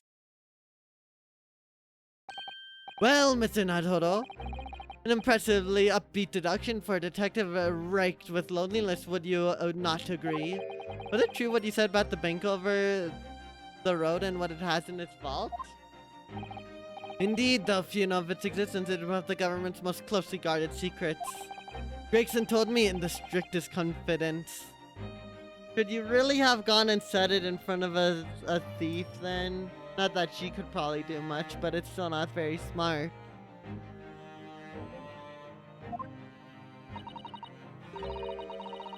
But you just announced it to everyone here, or rather loudly, in fact. Ah. If it's such a big secret, how'd Mr. Benedict have come find out about it? There can be but one explanation for that, clearly. It's because the man is a criminal. But what if he didn't know anything about the money and thought if he is a criminal, as he said, then buying a brand new shovel is sure to be the first thing he does now that you've revealed the secret. Oh. Or if he doesn't, maybe Mr. Windibank will. He already has plenty of shovels here after all. Oh my life, I assure you I'm not so unscrupulous. Well, hopefully this taught you a valuable lesson. Sensitive information must be handled with utmost of care. One can never be sure that some privy secrets won't disclose them, and once the word is out, it's out. Perhaps I'll think twice before confiding in you next time, Mr. Sholmes. An excellent idea, Mr. Naruhodo. An excellent idea. Ah, ha, ha, ha. But then, Mr. Naruhodo, you know what to do, I'm sure. Yes, let's listen to that great deduction again and see if we can massage it into shape. Very well, then let us start once more from the beginning.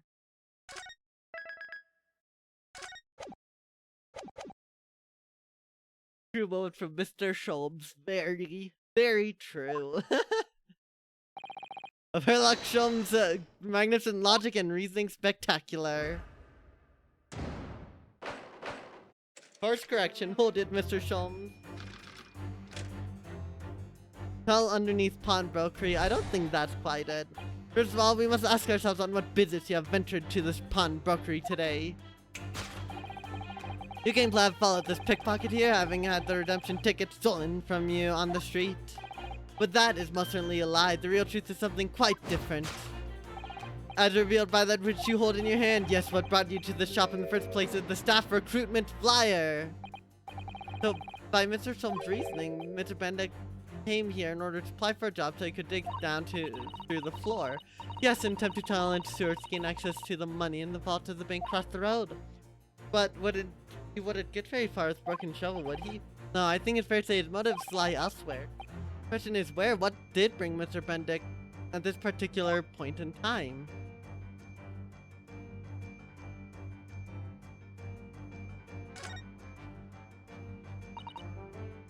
Oh, look at all the scribbled notes on the back of the flyer here. I don't believe it. What is it? Listen to what it says. Name, Gina Lestrade, height 5'2", green cap, scruffy waistcoat, grubby white shirt, blue satchel, ragged. The detailed description of Miss Lestrade.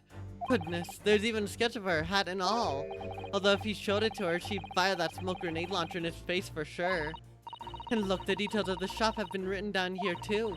Windibank's Pawnbrokery, Baker Street, Redemption Deadline, 15th of April, which is today's date. Why would Mr. Benedict have all that information scrawled on the back of that piece of paper? Well, about Miss Lestrade. About the cane. That's a proper English gentleman's cane, isn't it? Look at the beautifully polished brass on the handle. Yes, but Mr. Sholmes is right. It's not sort of handle you usually see on a cane. Perhaps it's latest London fashion. I mean, that's just guesswork, of course.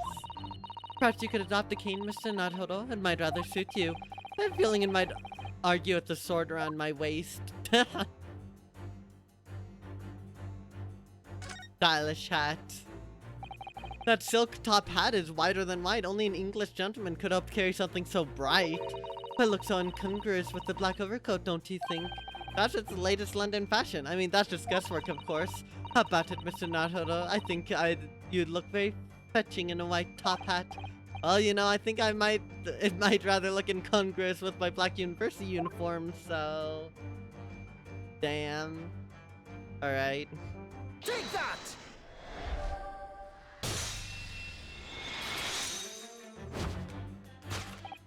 Yes, what brought you to the shop in the first place is the info about Miss Lestrade. Quite so, my dear fellow. It would appear that the writing and sketch on the verse of the flyer pertain to the pickpocket Miss Lestrade and to Mr. Windibank's pawnbrokery here. You originally told us That you had merely given cheats after Miss Lestrade had stole the redemption ticket from you. But that, sir, is a thinly veiled lie. It is the information on the back of the flyer that led you here today. By which I mean, here to Windbank's Pawnbrokery, and today the redemption deadline of that overcoat. So you waited outside for the young girl matching the description you have written down to arrive. Ugh. You have gotten to some lengths to hide the reason for your pursuit of Miss Lestrade. In other words, there's some ulterior motive for your actions. The cane which you unwittingly clutch to your person exhibits an incontrovertible contradiction. What utter rot! I've had this cane for years. The contradiction which I speak of is, of course, the missing ferrule. It's the initials, probably. What's a ferrule? The metal cap commonly found at the end of a cane, Mr. Nodhodel. Ah, the bit that makes the nice clacking sound on the pavement?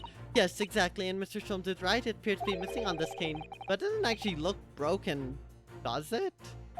No, it doesn't, though the gentleman certainly did recoil when Mr. Sholmes identified the cane as suspicious. In other words, there's some other secret about the cane that Mr. Benedict would rather we don't know.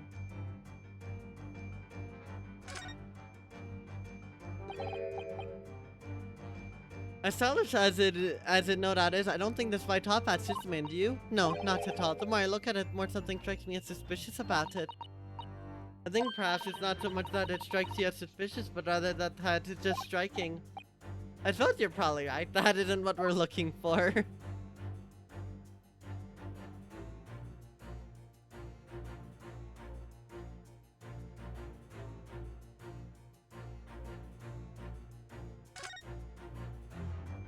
No, I want to see this game in 3D on 3DS. I think it would probably be pretty rad. I need to look into that sometime.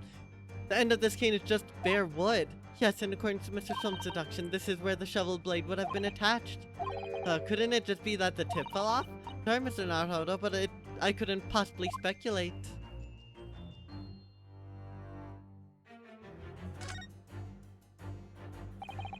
Look here, Mr. Sato. There are some letters on the handle. Ah, yes, those must be initials, I think. In the West, it is customary for people to engrave their belongings with the first letters of their names.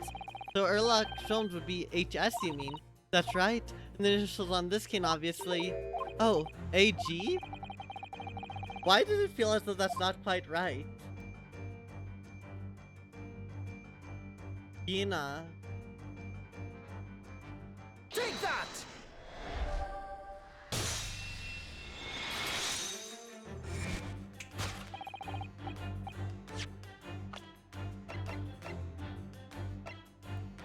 No, Gina Lestrade, not Gina something else. The contradiction of which I speak of is, of course, the initialing. A most astute observation. What did you say, Mr. Eggert Benedict? You're led to believe, sir, that your initials are EB. Yet in most possessive manner, you have in your grasp a cane bearing the initials AG. An incontrovertible contradiction indeed, would you not agree? No, you're wrong. The cane isn't. You said before that you'd had that cane for years. Ugh. So don't try to tell us that you just borrowed it for a friend or found it in the park. In short, though you hold yourself to be a gentleman, you have withheld your true nature. I heard a ripping sound. Yuriko, sir, something wrong? Aye. And in your recalling, you inadvertently facilitate the answer of the next conundrum to present itself. Namely, what is the truth behind this rod you bear? Yes, your reaction betrays the truth. The handle, which you evidently would like to conceal, is key to understanding the mystery. Let's consider the bare bones of what's happened here. Miss Lestrade redeemed that fine-looking overcoat. And a mysterious man has appeared, introducing himself with a fake name, claiming that the overcoat belongs to him. But we know that he actually identified Mr. Lestrade from a written description. It suggests that everything else he's told us is untrue. So what they need to do here is somehow prove that the overcoat cannot possibly belong to him.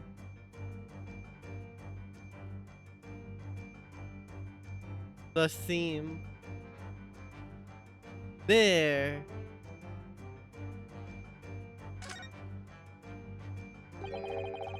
It's a rather strange handle for sure. Yes, certainly unusual for a gentleman's cane. You'd expect to see such a cane being twirled charmingly by its owner as he skips merrily down the street. You do? Ah, something had just occurred to me. We have a shovel back in our office, don't we? Yes, you're right, and its handle is exactly the same shape as this cane's. There we go. I'm starting to wonder if it's not actually a cane at all, but a spade. Mr. Shulman's deductions are curiously compelling, aren't they?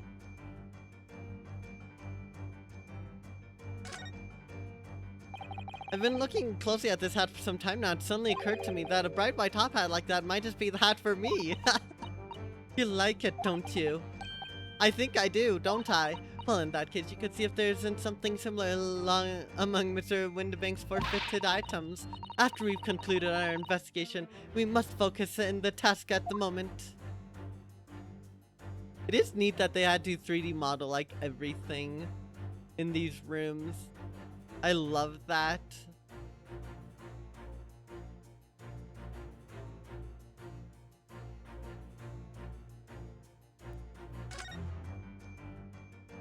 Oh, the seam on shoulder there is coming apart. Look. So it is. Do you know, a moment ago when Mr. Bendick was surprised by something that is said, I thought I heard him make a rather strange noise. It sounded a bit like a tiny growl, but now I think it is probably the sound of the seam ripping open. If you look closely, it does seem to be a very tight fit. The sleeves are stretched to bursting and he wouldn't have hope of fastening it at the front. If he were to run around in it, I'm sure the whole thing would fall apart. That I'd like to see. Sorry? So how can we make him Mr. Benedict to run around? He's really giving this some thought. Take that!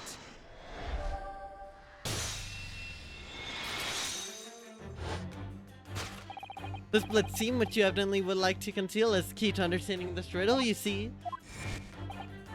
Yes, because the overcoat is rather obviously a poor fit. Having forced it over your broad shoulders, the seam is already breaking apart. My suspicions were right from the outset. When you so badly lied about your name and so boldly waylaid this pickpocket, this catalog of untruths had all been for one very specific purpose. To steal the article that young girl redeemed from Mr. Windibank. Alright, we got him, y'all. But what really irks me is this. The considerable crime I initially imagined had been considerably curtailed. Abscond with a redeemed item. Great crime. Now, Mr. Benedict, let us continue. First, we must expose the details of this elaborate crime you have in the planning. This is utterly absurd. You suggest that I, a gentleman designed a wheeze to filch some tawdry article of pawnage. Have you forgotten that I redeemed the article in the proper manner using the watchword? Had I not been the one to deposit it in the first place, how could I possibly have known the relevant details? N'est-ce pas? Oh, but the watchword can be discovered. As you are only too well aware, Mr. Benedict. And your furtive glance is more telling than I could have hoped. What? Let's consider how one might come to learn secret watchword relating to the pawned property of another. The method is revealed by the council notice. No. He could have read the book because he knew the date. Direction of the deduction must change rather dramatically now, I think. Yes, no more talk of tunneling into the sewers. Which is a pity because it all sounded rather exciting. Anyway, you can't deny that this mysterious gentleman did know the watchword. Yes, Professor, if you didn't know that word, Mr. Winbank would never have allowed you to redeem the article. Or looking at it another way, if you did know that word, Mr. Winbank would allow you to redeem the article whether it was yours or not. The question is, could this gentleman have found the watchword out somehow? Pinker Street Works is the title. Yes, and it does mention sewage works, as Mr. Stone said. Oh, and specifically mentioned that tonight's sale at the confectionery shop at the corner won't be affected. He's solving first, the confectionery later, Mr. Naruto. Ugh, curse my overly expressive face. I want to investigate the spades.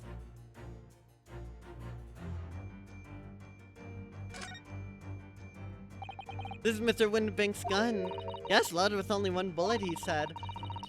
It would appear that being a pawnbroker is very life or death profession. That might just be this particular establishment. Why does that cat look traumatized in that photo over there? Look at this, Miss Susato. Ah, it appeared to be a memo that Mr. Windbank has scribbled to himself. Let's see, what does it say? Oh, Professor. Windbank must make note of the watchword and his customers give him right before their eyes, and in alarmingly clear script as well. Oh dear, I don't know where to look. Who knows what other secrets I might see. Gee, chat, I wonder. Take that!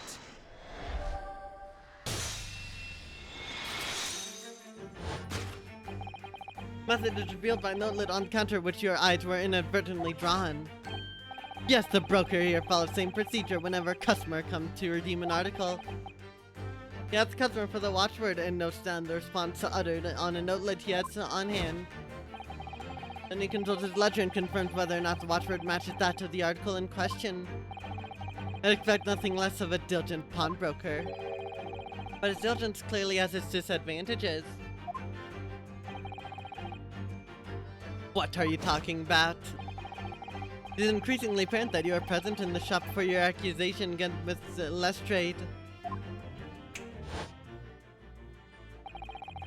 In all likelihood, you followed her inside, then observed her talking to Mr. Windbank. And the diligent broker made note of the watchword as is his common practice.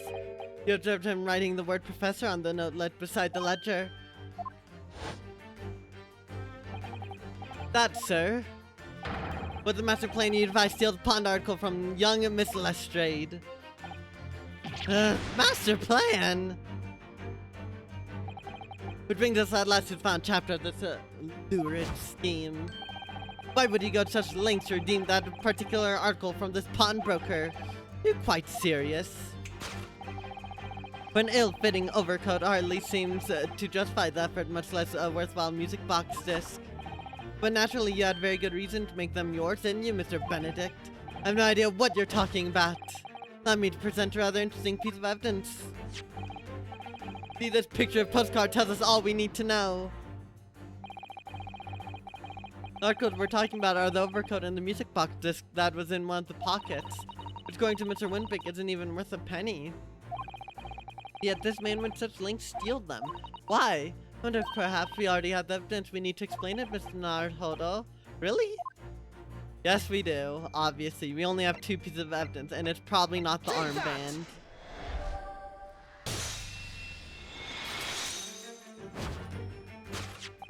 You see, this music box disc tells us all we need to know. What's that on the back? It reads for Miss McGilded. Mr. Magnus McGilded, the unfortunate philanthropist who perished in curious circumstances at the Old Bailey 2 months ago. A prominent man in London, the loan-mongering demonstrated a distinct lack of scruples. So you're an associate of his, are you, or perhaps a subordinate? Mr. McGilded was a man of unusually small stature, in fact. He was precisely the right size for that overcoat you've squeezed yourself into.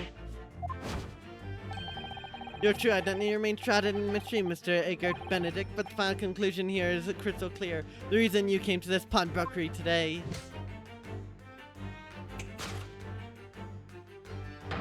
Was to retrieve an article left behind by the late Magnus McGilded.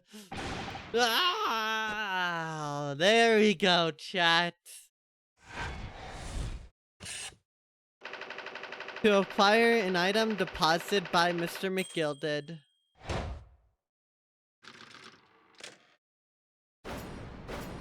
Deduction complete. Elementary.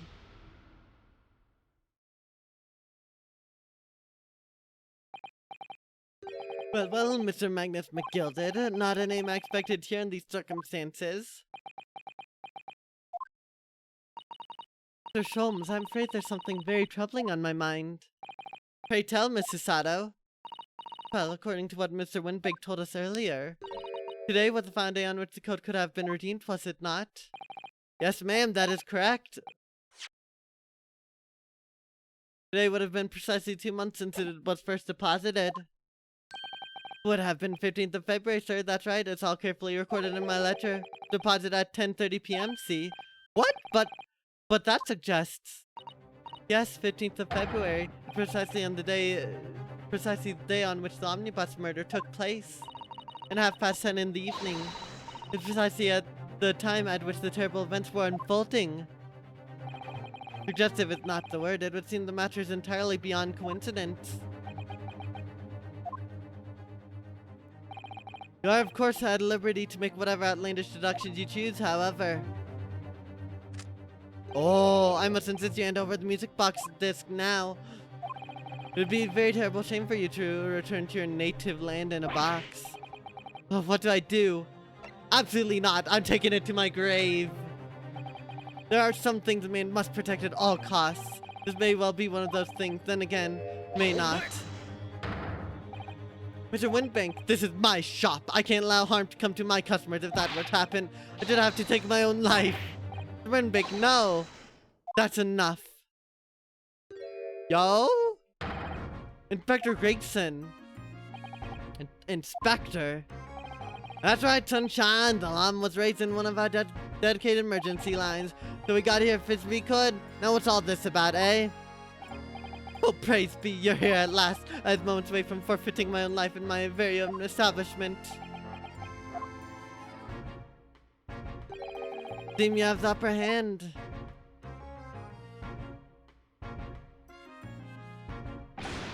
Right, yeah, I've got something explaining to do. I don't appreciate being bothered with some petty argy-bargy. Petty? Mr. Windbig nearly met with his end. Ah, by his own gun as far as I can tell. Oh dear. And old Burton couldn't meet with his end if I don't get the bottom of the case I'm supposed to be working on. What? What on earth is case, Inspector? Bear no detail, Gregson. I might have said a little too much. No matter, it's nothing to do with you lot. Anyway, sir, you're gonna have to come with me down to the station. But of course, Inspector. Ah! He's getting away! Get after him, lads! Whistle the beat officer too! Sir!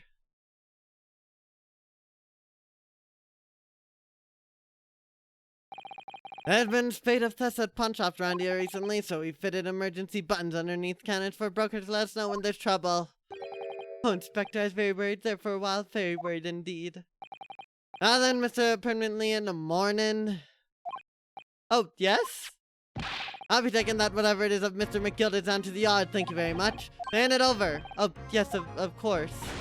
No, don't give it to him. That's mine, that is mine. Sorry, miss. But anything belonging to Mr. McGilda has been taken in as evidence now. As evidence?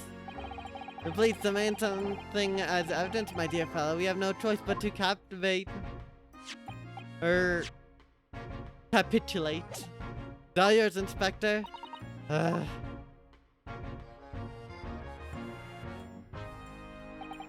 so we handed over Mr. McGilda's disc over to Inspector Gregson and were summarily turfed out of the shop and onto the street. I think I missed another spades versus shovels argument, by the way. I'm gonna need to do that.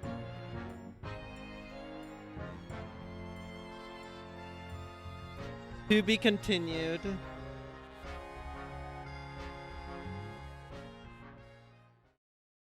Oh my gosh.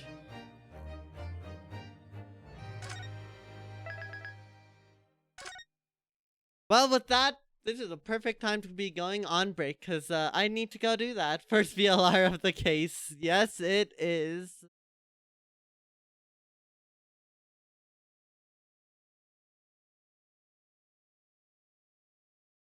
Yeah, I need to go on break. I need to refresh myself, get more water, do all the stuff I need to do, and let y'all do the same. So, thank y'all so much for watching. I'll be gone for about 10-15ish minutes. While I'm away, some ads will play, but those are just to get rid of pre-rolls, and you won't be missing any action, so I appreciate the understanding. And when we come back, we'll be continuing on and learning just what the heck's going on with Mr. McGilded 2 months later. Bye-bye for now.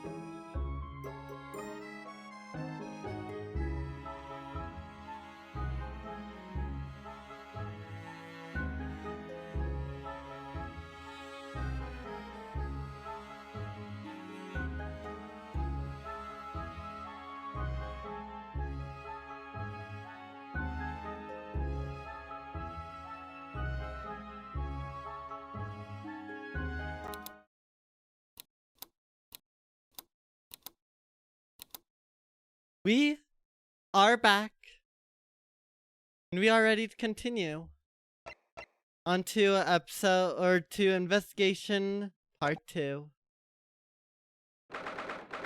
15th of April, Baker Street. Alright, pretty fitting song. See, that why grown-ups, all they do is feed you backlight and takes away from ya. Oh really, Miss Lestrade, tell me, is that overcoat keeping you warm? What? Oh my, surely you were given that.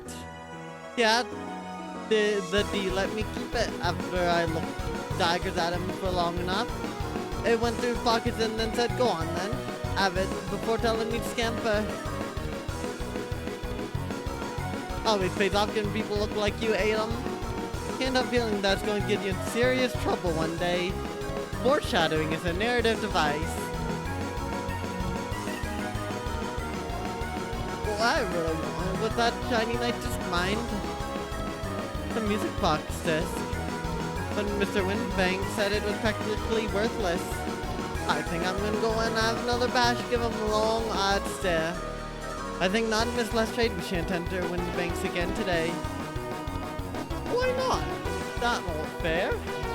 Can't be up, I'm afraid. The police are investigating the scene man taking a statement from Mr. Winterbank. That disc's mine. I had a ticket for this coat and it was in this coat pocket. And there should be something else and all. That's what Rotten Cope said, ain't it? Yes, he did mention something about another article, didn't he? Well, then that's mine too, whatever it is. Is he really pushing her luck? Miss Lestrade, I think it's time to admit defeat. You've had your haul for the day. And it's all your fault, Solms. But what are your plans now? Will you dine with us this evening? Eh? I should be delighted, Cook, I'm sure, and I might entertain you with a modest violin recital.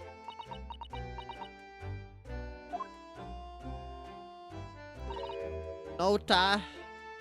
Oh. Why come around your place, eh? Have you lost your idol song? And she's off. Oh dear, she's gone. Having reviled on me quite unnecessarily, I might add. I can't help wondering if perhaps she might turn up anyway. Interesting. Once she's had a chance to calm down, I think there's good chance that she'll come. Very well then. I'll inform our set a place for our potential guests at the dinner table this evening. And one more thing. I'd be glad of your company later too. Sorry? I believe I'll have a rather splendid surprise to show you. Oh, how exciting. What is it? You shall have to wait and see, Mrs. Sato. Until later, then.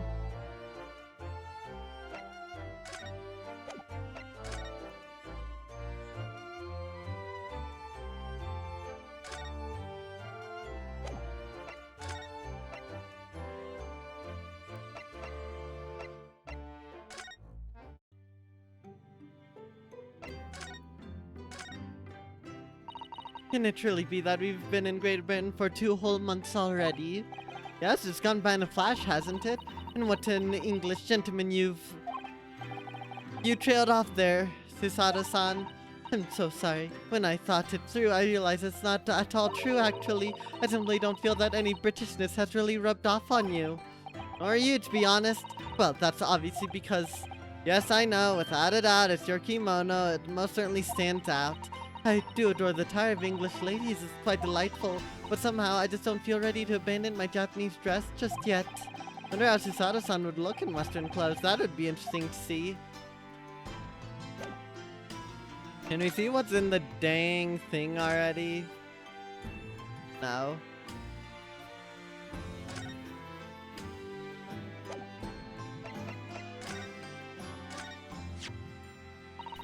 It means a great deal to me, you know. Oh, wait. Okay, yeah, we've already been through this dialogue. Never mind. Yeah, this box of metal pipes and pipe bomb. Sure, you hope you don't drop. Oops. Oh, I'm glad you didn't drop it. Thank you. I appreciate that.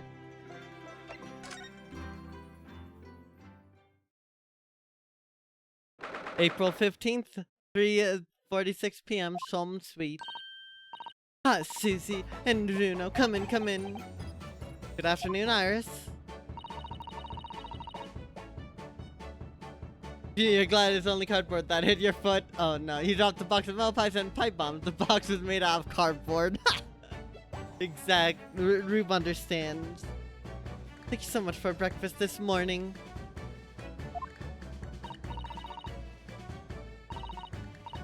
Oh, don't mention it. Goodness, look at the time already. Busy as always. I am. I'm preparing everything for dinner this evening. Already? You're obviously cooking something special, are you? Oh, yes. After all, we have special guests joining us. Guess who it is? Go on. You'll never guess. Look at those little eyes of hers shining. Oh dear, it's just awkward when you already know the answer, isn't it? It's Skinny, isn't that exciting? Oh, what a surprise. Yes, that's wonderful news. Well, I seems overjoyed at the idea. I can't wait to learn some pickpocketing tips from a real professional. Oh yes, that does sound like fun. I'm not sure that's entirely appropriate, are you, Mr. Naruto? By the way, Iris, what's Mr. Sholmes doing? Curly? Oh, he's been like that ever since he got back. Hello, Mr. Sholmes. I'm big glad you won't speak to me. Sorry? I don't know who you are, but kindly take your leave. You can see I'm not here. I don't know how to respond to that. I do apologize. When he gets like this, he's completely oblivious to everything. Yes, I see. Really, he behaved just like a child. Sometimes Hurley does. Mr. Sholmes and Iris have something of a parent and child relationship, don't they? Yes, except that Iris is clearly the parent here. Don't think of it. I don't know where her real parents are. What's the matter, Uno? You have such such a funny look on your face. Oh no, it's nothing. I still just can't see anything except Gentle Thief and La Brava with these two. Those would be their rivals in the Gentle Thief and La Brava would absolutely be Iris and Sholmes' rivals, without a doubt. He keeps putting these rocks in the road. All the cardboard pipes.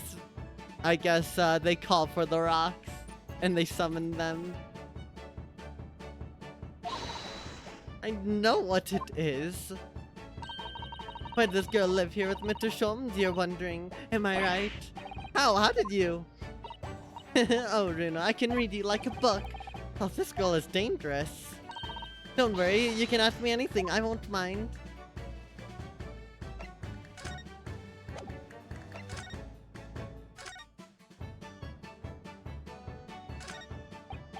So, Mr. Sholmes, what are you so engrossed in? Did you not hear? I'm not here! Of course you're not.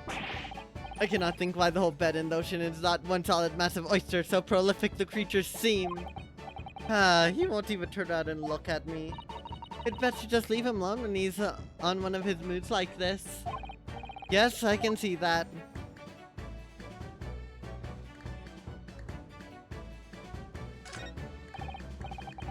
Now this really is Mr. Sholmes' faithful performing partner then. The Stravidar, the Strapiscar, the Strapifarius? No, it's no good, it's gone. The virtuoso's violin that he found in a pawnbroker's and managed to buy for next to nothing. After all you went through to get it back, he just cast it aside on that chair. I'm looking forward to hearing the beautiful sound it makes when Mr. Sholmes plays it. It does look rather sorry for itself there, doesn't it? Although, at least Wagahai hasn't attacked it yet, even if his eyes are saying it's only a matter of time.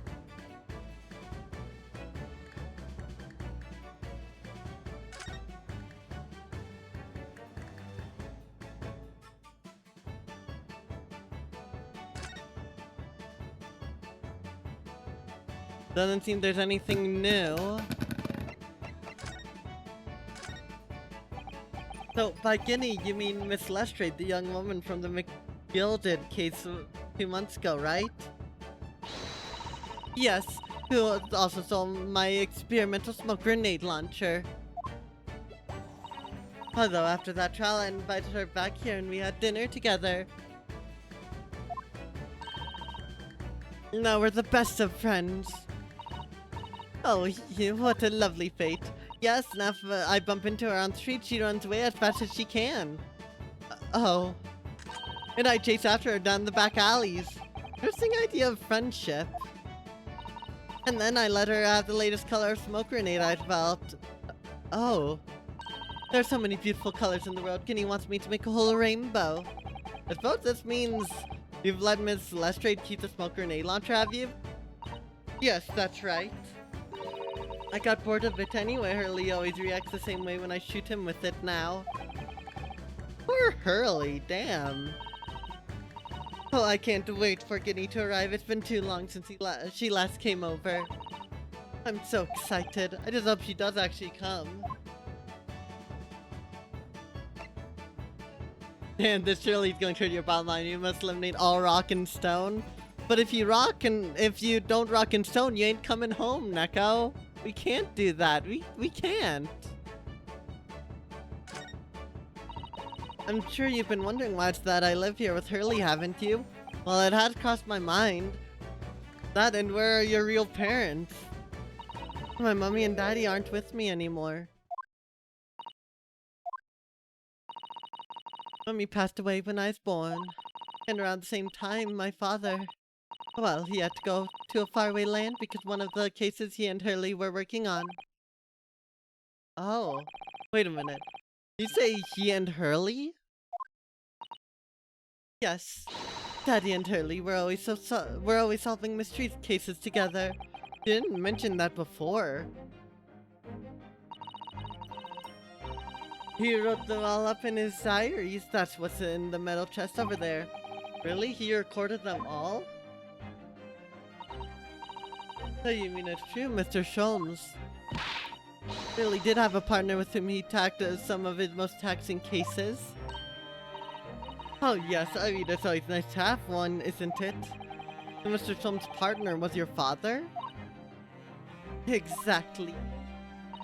Hurley told me I wasn't allowed to look in the chest, but that only made me want to look even more, so I opened it up and found your father's memoirs. Yes, I asked Hurley who wrote these. He nearly fell off his chair. But then he told me. That's when I found out that that the author of all those accounts was my father. So Ars's father was Mr. Sholmes' partner. Damn.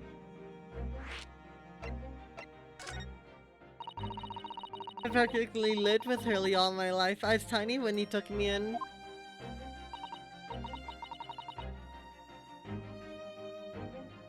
So it came as quite a shock when Hurley told me he wasn't really my daddy, I mean. It must have done. I wonder why Miss Sholmes chose to tell you at such a young age. Hurley says it's because he wouldn't have been able to hide it from me. Oh? Well, having lived with Hurley all these years, he might say that his ways have rubbed off on me. There's some things I can just see. Especially lies. I almost know when people are lying before they open their mouths sometimes. Right. Anyway, I was so fascinated when I read Daddy's diaries. That's what inspired me to write the adventures of Herlock Sholmes, actually. I'd always assumed Mr. Sholmes simply told you all those thrilling stories. Oh no, Hurley's hopeless like that. He forgets everything as soon as he solved the case, it all but vanishes from his mind. Oh, I see. The other day it was so embarrassing, as usual he totally forgot about the case he just solved. So the very next day he gathered together all the people involved and proceeded to solve the case again. It was quite a shock for everyone. You can say that again. You share your father's surname, don't you, Iris? That's right, Wilson. Daddy is Dr. John H. Wilson. I learned from his diaries that he's Doctor of Medicine, you see. That's what prompted me to study and study so that I could earn a doctorate as well. Aisha's father went to some distant land and is doctor by the name of John H. Wilson. Oh. Court will now hear the trial of Ryunosuke Naruhodo. Kindly state before the court the name of the victim in this case. Victim's name was Dr. John H. Wilson. That's right, visiting professor of medicine at Imperial Yume University. In manhood, the most bizarre circumstances, lost his life just before he left Japan. Miss Susato. Yes, perhaps we shouldn't pursue this conversation any further at this time. I think that would be for the best. Ah, my dear fellows, how good to see you. Mr. Holmes. Why ever did you not make your presence known to me before? Ah, well, no matter now. So, how the devil are you? So many jump scares. We've been with you for most of the day. Goodness, really? To tell me, Mr. Sholmes, is your violin unscathed? Hmm? My violin? Whatever are you talking about, my dear madame? Oh, never mind that now. I have something far more interesting to show you. Behold this cardboard pipe, as well as this disc that is inconveniently taped to it. Oh, another music box disc. No, not another disc, Mr. Sire. This is the one Gregson demanded we hand over as evidence, Mr. McGilded's disc. Oh my. Then what's it doing here? You know, at touches Naruto, I think that though I have an undeniable turn of detection, I may well even be more adept at larceny. Oh, that would be most wonderfully exciting. I'd be your pickpocketing assistant, and Runo could be our go-to lawyer if we ever got caught. Right. Plus, Susie has such beautiful handwriting. She could write all our menacing crime notifications. Yes, I would be delighted. I'm just going to pretend this conversation never happened, I think.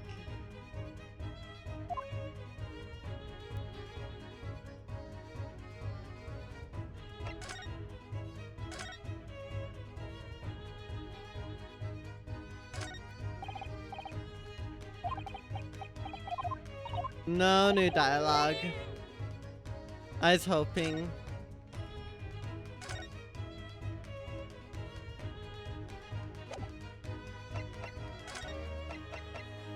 Oh wait, I can... No wait, no, I still can't go back there. No, never mind. Still nothing elsewhere.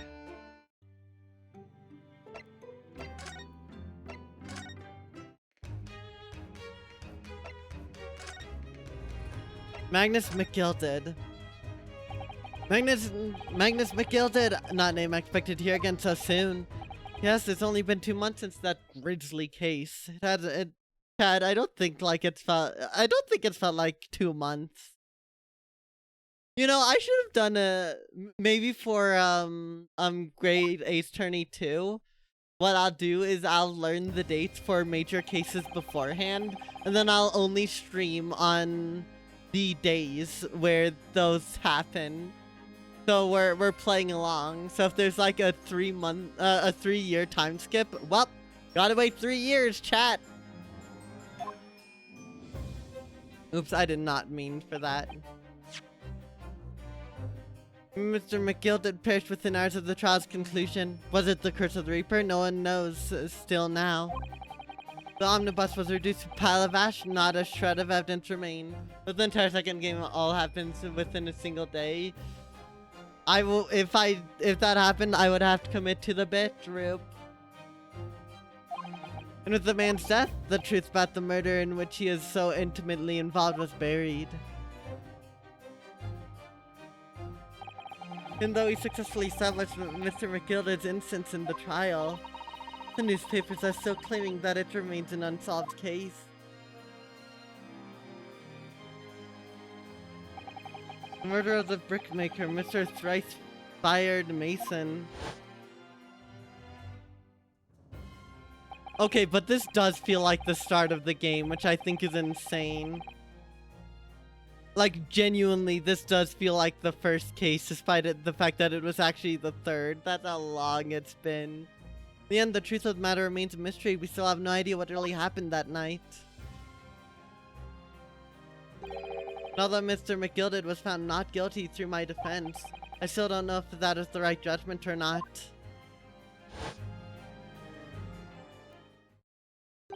It appears the case is not yet closed.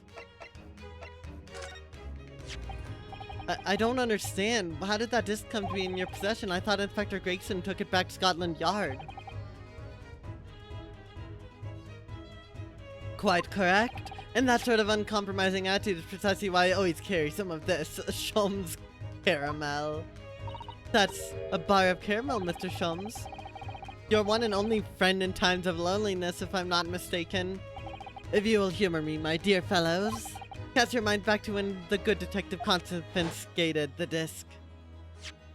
I'll be taking that whatever it is of Mr. McGilda down to the yard. Thank you very much. So I hand it over. Oh yes, of course. Please demand something as evidence, my dear fellow. We have no choice but to capitulate. It's all yours, Inspector, but it doesn't have the blood on it. For the briefest of moments, I had the disc in my hand, did I not? Yes, you did, but I still don't understand. It was precisely that moment that I summoned my one and only friend into action. I pressed the disc into a pair of bars like this. That's amazing! The disc and all the minuscule protrusions have made an image in the caramel. Indeed, this caramel is quite exceptional. I felt it myself, you know. So he made a replica. Really soft for making impressions, but resistant to melting. The result is of a precisely controlled solution. How extraordinary! Carrying a pair of these on one person frequently proves very useful indeed. Okay, in all seriousness, this quite has to be the smartest thing Sholmes has done up to this point. Like, genuinely, very smart and clever. Take housekeep, for example. Simple press in its unique form is duplicated. It can enter anyone's property at will and never without a high sucrose nourishment. Yes. It sounds illegal. From the image I was able to create this, I confess it was most curious to know the manner of music would issue from the disc when played. Again, very good. Tell us then, Mr. Sholmes, what music does the disc play? Well, unfortunately, I have no idea. No idea? None whatsoever. Are you familiar with the workings of Music Box, my dear fellows? No, I'm afraid not. Goodness, you don't know, do you know? Inside Music Box, there's a special metal pipe called a comb. That's what produces the sound. Small protuberances pluck the different teeth of the comb as they rotate past it, making different notes.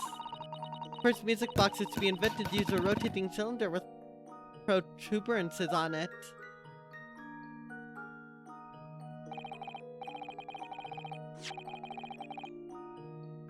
Is this a Music Box remix of Sholmes' theme? That's really funny. I think it is. I love that. But over time, a new type player was produced which uses discs such as these. With that development, the popularity of Music Boxes spread far and wide, almost around the globe. Why exactly? Because the discs are easy to produce and can be interchanged to facilitate the playing of different tunes. There are a great many firms in Europe now manufacturing music boxes as a result. It's wonderful to be able to enjoy music even when no performer is present. But it is a very successful invention. That means we are now presented with an insurmountable problem. What do you mean? As you now imagine, the construction of the firm's music box does not match that of another. So we have to figure out which music box it goes into. We have no way of knowing in which music box this particular disc was designed to be played. There's no resolution to this problem. I'm afraid it's quite intractable. Ah, I see, so that's why. Naturally, I test disc in those few music boxes I have at my disposal. But as you can hear, to no avail. The results were equally unsatisfactory in this one. So, I am presently engaged in acquiring an example of all the music boxes ever made in Europe. Every single one? That's Hurley for you, always taking things too far. But my dear Skirl, an unsolved riddle. It's quite repugnant to my constitution. But surely all the different types in Europe will amount to a huge volume of music boxes, won't it? Yes, that is certainly true in the worst case. I shall just have to ask you to vacate the attic room. What? Well, it's time I start getting things ready for dinner, I think. Ginny will be here before long. Thank you, Iris. Oh, well, you must let me help you then. Of course, Susie. There's plenty to do.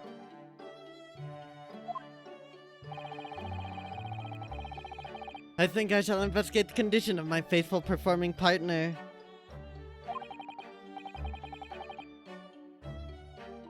Now then, where did I leave it? Let it be a lesson to you, Mr. Sholm. Never leave anything too precious with the pawnbroker. Yes, you may be right. Oh, that reminds me of something Mr. Windbank said before. He said that he had a manuscript of Iris's in pawn, didn't he? Did he? Yes, he definitely mentioned it. Mr. Shumblai's tale of otherworldly mysteries lies dormant in my storeroom, were his words, I believe. So you heard about that, did you? I expect you were as incensed as I was. Oh yes, the idea of a wonderful story languishing in Mr. Windbank's storeroom gathering dust. My dear madam, I'm quite sure I told you already. The pawnbroker's storeroom is safest place for it, more secure than Bank's vault. And what about your Stradivarius, Hurley? Was that safe and secure? Well, there may have been the occasional mix-up, caused by a certain impetuous someone not too far from me now. Do you have any idea how long it took me to write that Baskerville story, Hurley? Oh, it sounds so exciting, The Hound of the Baskervilles. I should love to read it.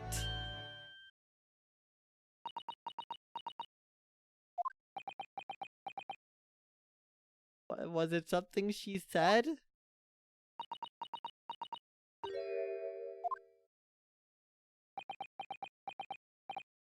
What's going on here? I just feel like an icy chill just swept through the room. Look, I like me my chills, but not this kind. Susie, what did you just say? You said The Hound of the Baskervilles? But how could you know the full title? Well, that's because Mrs. Sato is such a great fan of all the stories about Mr. Sholmes, of course. But Bruno, The Hound of the Baskervilles, has never been published. What? When I showed Hurley the manuscript, he told me that I wasn't allowed to publish it yet. I don't understand. That's why he said that he'd keep it safe till it was the right time for a story to be made public, you see. The telegram, was that The Hound of Baskerville? That's why the manuscript is at Windbank's? And yet, how could Susie here know its title? Well, Hurley, what's going on?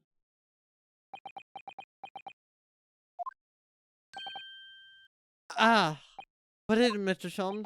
It would appear our guest has arrived. Miss Lestrade. That was a bad idea. I knew I wasn't welcome. I'm going. No, wait, Miss Lestrade. I've been eagerly waiting your arrival. Haven't we, Iris? Oh, yes, just wait there, Kenny. We'll have everything ready in a jiffy. Come along, Susie. Right, of course. It's a pleasure to you here, Miss Lestrade. Please make yourself at home. Don't stand in the doorway, my dear girl. Come on in. What say you to some Mendelssohn? Won't take no for an answer. But some it is then.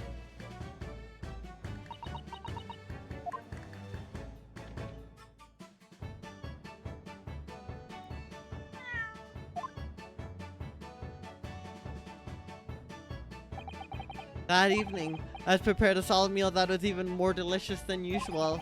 Mr. Sholmes' violent performance was in no way meddlesome, and Yina, as we came to call her, taught us all how to steal things from one another without being noticed. Everyone thoroughly enjoyed themselves well into the night. 15th of April, 9:34 p.m. Naruhodo's Legal Consultancy. That was a very enjoyable evening, wasn't it? Oh yes, Iris's cooking was truly divine. I feel as though I can still hear the enchanting strains of Mr. Sholm's violin even now. Best of all, I bet I could steal the glasses from his lordship's face next time we're in court.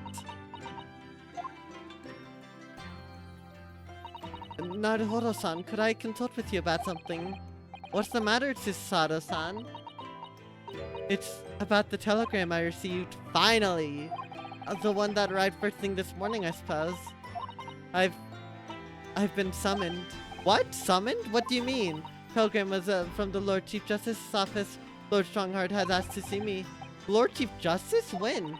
Tomorrow morning. What? Then we have to start preparing at once. Oh no, that won't be necessary, Naruhodo-san. I've been summoned alone. Alone? What on earth for? I have no idea. I suppose I shall find out tomorrow. What's all this about? Whatever it is, it's making me feel very uneasy. Oh, who could that be, I wonder? Good evening, friends! Iris, hello again.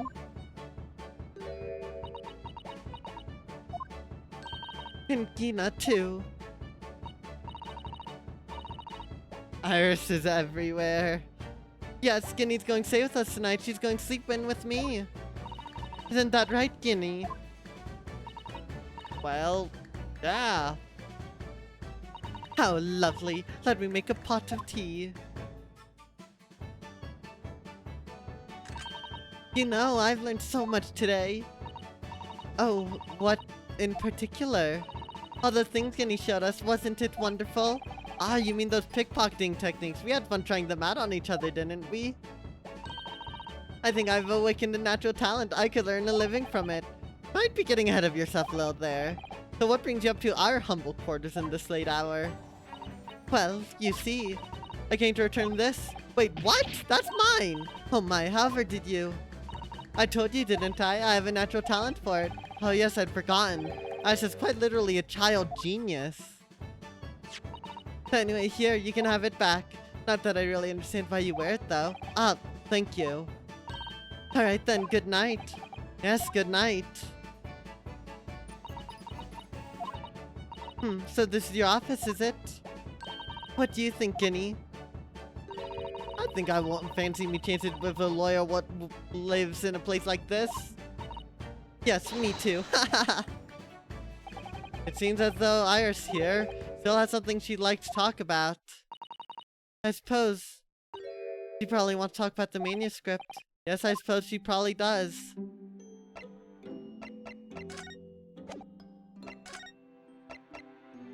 No, I can't go anywhere.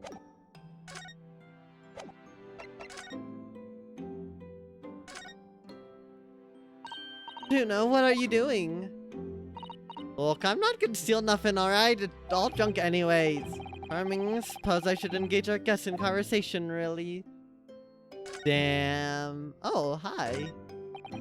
Gina looks very pensive over there. Are you alright, Gina? Eh? I was just thinking that's all.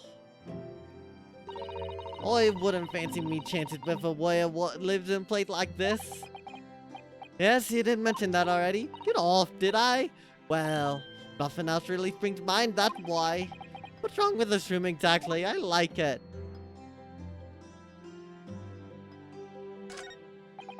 He looks very pensive. Alright now. I just thinking, yeah.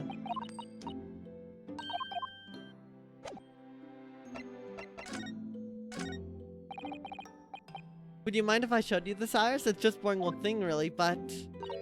Oh, I don't really like boring things. Ah. Looks like Japanese modesty is easily misinterpreted by young Western children. I mean, who does like boring things and wants to be shown something boring? Don't think of it, you're always introducing things with "this is boring," but it's a bad habit, you should stop it. I'll be sure to let the entire population of the Empire of Japan know on my return. Damn. Yeah, Iris, I suppose you're hoping to talk about the manuscript, aren't you? Aren't you going to tell me? I'm so sorry. I need a little more time, please. Alright, I understand. I hope I haven't made you feel awkward. Oh no, not at all, Iris, not at all. I don't know what all this is about really, but the whole story you made up, is it ours? This man telescript or whatever you called it? It's not exactly a story that I made up. It's something I read in Daddy's diaries. Daddy's? That's right, I don't suppose I've mentioned it to you before, Guinea, but my daddy was Hurley's assistant, once his partner. Eh? They solved all sorts of strange and mysterious cases together. Is that right, mister? Apparently so. I'm surprised as you are, though. And Daddy wrote all the details of every single case down you see in his diary, so I study them and write my stories based on what actually happened.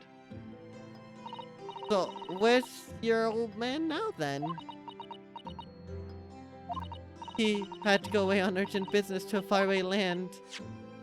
And he'll be gone a very long time, so I've never really met him. Oh, come think of it. I don't know anything about Guinea's parents either. Perhaps we should ask her. Iris, this Hound of the Baskerville story, I take it that's another tale inspired by your father's accounts? That's right. I thought it was fascinating. But it's different somehow from other cases, I mean. Oh? How? I don't really know, but it must be special in some way. Because after I'd written it and showed the manuscript to Hurley, he turned white as it was the first time I've ever seen him like that. Pain me to have to say this after you've toiled over it for so long, Iris, but this story must not be published at this time, under any circumstances. But why not? It's one of my best works. I'm not at liberty to say, not now, so please do not ask me. Alright then, I won't. But I do solemnly swear that I'll explain everything one day, Iris, when the time is right. That's how the manuscript came to be with Mr. Windibank, isn't it? Yes, Billy said it had to be somewhere very safe. That really get my goat, that does. It treating you like a child. I mean, that is keeping secrets like that. I'm sure Mr. Storms isn't trying to be mean. He said he wasn't at liberty to talk about it. I'm sure there must have been a very good reason. I think so too. You are too trusting for your own good. But he can't pull the wool over me eyes. Golden is lying to I bet my life on it. What? Hurley's lying to me?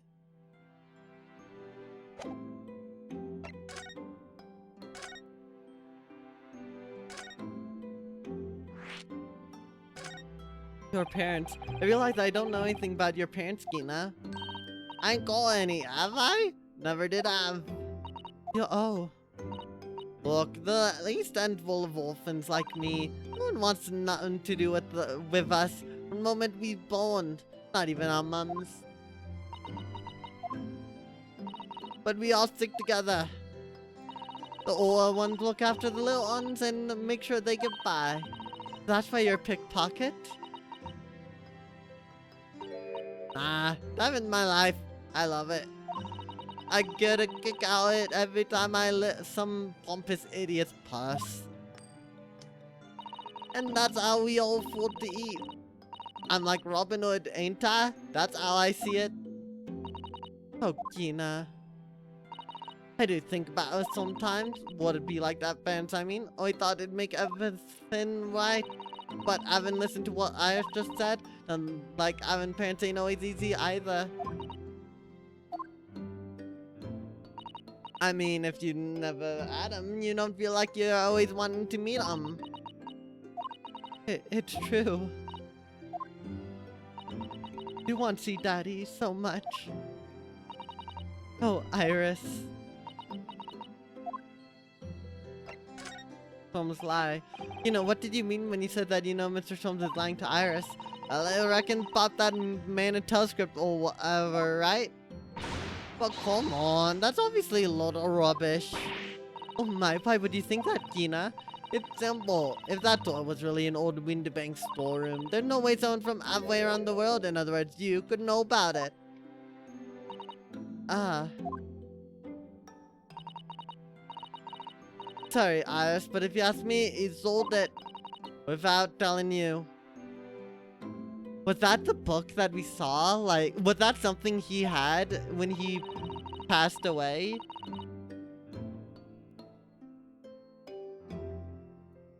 I don't remember.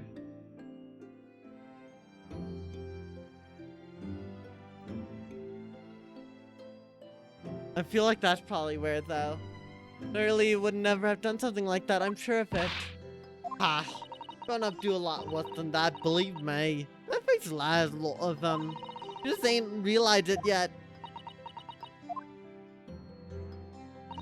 I'm telling ya, that telescript ain't that Windibank. You shouldn't see if you had a look. Even if you think you can trust them, don't. That jump is liar like the rest of them.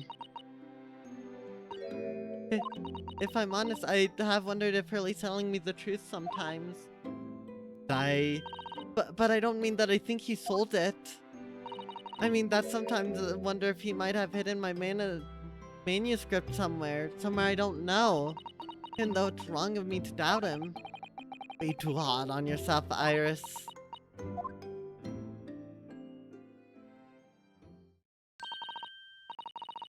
Goodness, look at the time. Come along, Guinea, we should go back downstairs. Yeah, alright. And please don't mention any of this to Hurley, will you? No, of course not. Good night then, Iris. Good night, Gina. You must let me make breakfast for you tomorrow morning, I insist. Oh yes, please. I can't wait, Susie. Good night, then.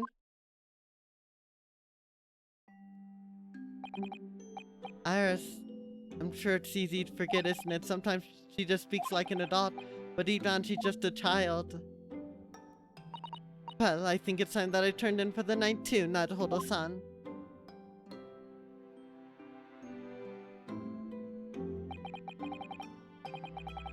Dr. John H. Wilson, Iris's father, but also the name of the murdered visiting professor at Yume University. It can't be mere coincidence. There's something deeper going on.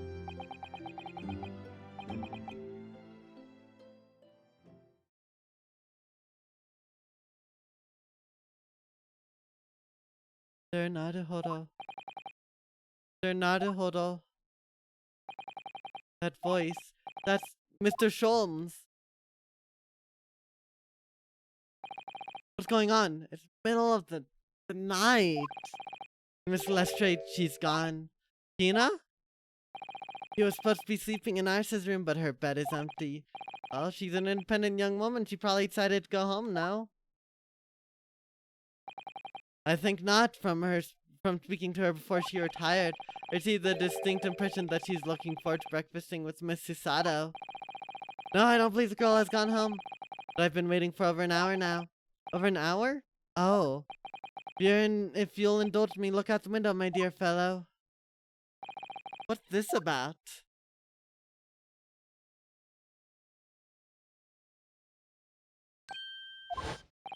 Wait a minute.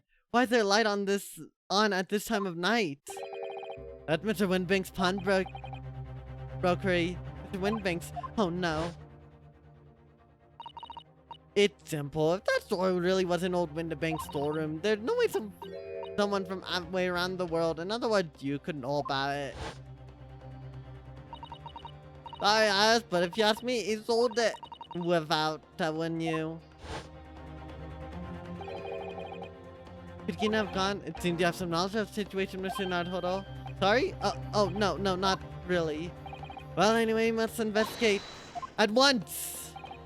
Mrs. Sato. 16th of April, 1:14 a.m., Baker Street. I'm scared of what we're gonna find. The door to Windibank's it's open. And the lamp is burning. It must be Gina, mustn't it? Let us hope it's nothing more sinister. What? Come, there's not a moment to lose. Clearly something is afoot inside. There's no one here. Wait, someone is. They dropped a cardboard pie. Look at the calendar. Chat, the calendar's all bloodied. Oh yes, there is. Ah! Mr. Sholmes! Mr. Sholmes! What the? Has Sholmes been shot? Leave me, Mr. Naruto, but after them, go! Right! Blast! I've lost them. Hello, what do we have here? Alarm was just raised from this pawnbroker, sir. Would you know something about that? Officer, come with me! It's my friend, Mr. Sholmes. He's been shot! Shot? With a policeman close behind me, I ran back to Windibanks.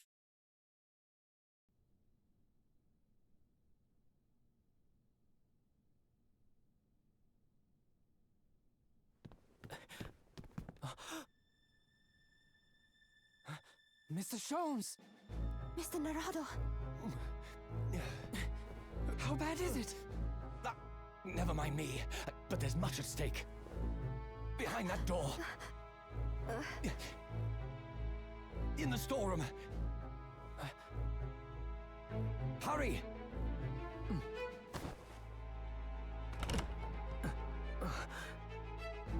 Lockpick.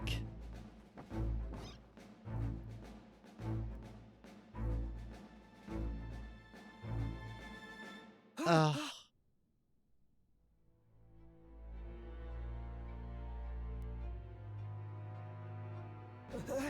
It's Gina! Oh, it's pronounced Gina. Okay. Oh boy. What have we gotten ourselves into? BLR2.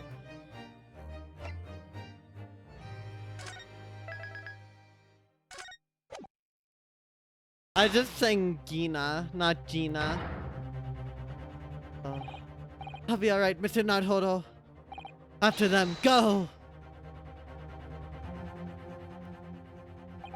Find that door in the storeroom, hurry!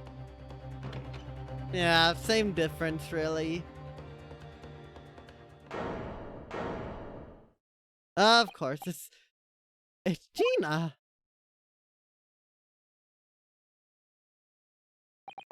From that moment when Windibank's pawnbrokery became a crime scene, everything that followed happened in a whirlwind of activity. The arrival of the police, the preliminary investigation of the scene, and the questioning. It was just before dawn before I was allowed back to my lodgings in 22-1B. 16th of April, 6:21 a.m. Naruto's legal consultancy. Oh, Iris! A telegram came, but all it said was, wait at home. Oh, yes, we asked for one of the policemen to have it sent. It was simply impossible to come back. When I woke up, I was all alone. Curly and Ginny were gone. Everyone was gone. What happened, Runo? Poor Iris, she's trembling. She's obviously trying very hard to not let herself get too worried. I'll explain everything that I know. Something awful has happened, hasn't it? Yes. I'm afraid so.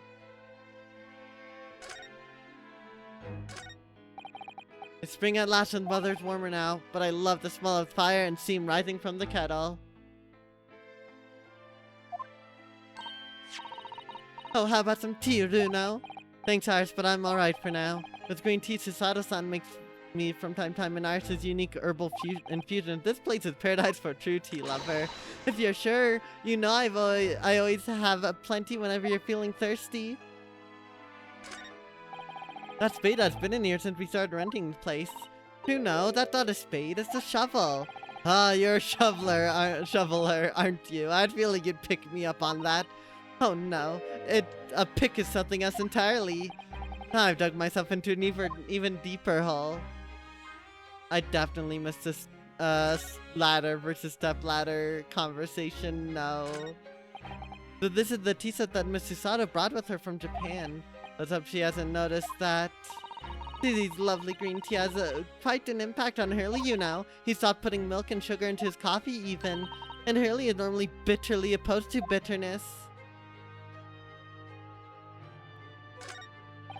Ah, the Dharma doll. Oh. That's cruel, only letting it have one eye. Yes, but it's because I don't consider myself good enough lawyer yet, you see? When I become a fully fledged lawyer, Miss Susato will color in the other eye for me. Well, in that case, why not color in the other eye now? And then every time you win a new case, give it an extra eye. You can never have too many eyes, you know? Call me crazy, but I'd never considered that. Only been here in London for 2 months. Hurley's desk is far worse, you know. I'm sure if I try hard enough, I can make my desk as messy as Mr. Sholmes. I wonder. Don't think I can? Well, it takes certain genius to reach that level of disorder, you know. Oh, the path to true mess is long and arduous, it seems. I love all the alternate, speak. You know, I've never seen inside Miss Susato's room. I haven't so much as put my head around the door. Oh, Susie often invites me up. It's so much fun. Really? What's her room like? I can't tell you that. Oh. A young maid in private chamber is a place of bittersweet secrets, you know. Where have I heard that before? I suppose some things are the same world over. You're rather lucky to find that old aquarium left behind here. The prawns we put in there are doing rather well, and the anemones too. Apparently, tanks like this, like those, were very popular in London before I was born. Oh, you mean they're not anymore?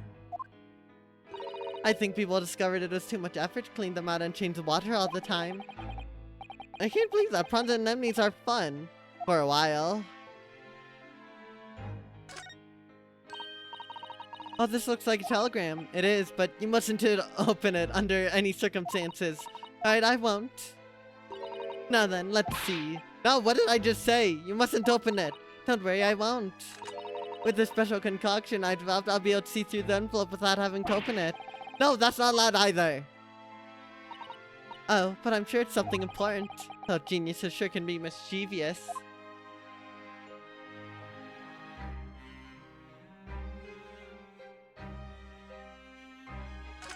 I love the flipping of situations there too.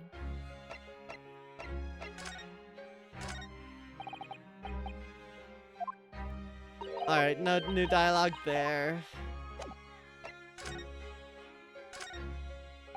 I'm sorry to have to tell you this, Iris, but Mr. Windbank is dead. He was shot. We discovered it in the early hours of the morning.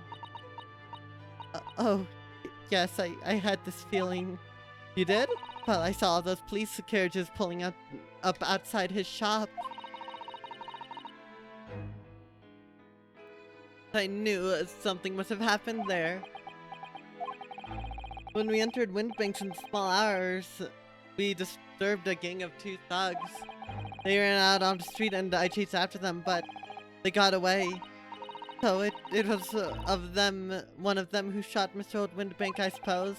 I don't know, but that's not what the police believe at this moment. Oh, why not? They've arrested someone else as their prime suspect, you see. Gina.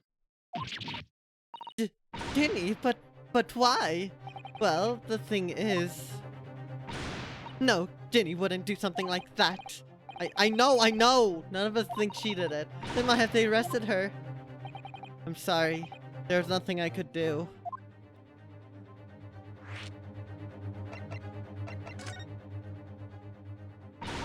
Don't understand why they arrested Ginny. It's not fair. What about the 2 thugs that were at the scene? Why aren't they prime suspects?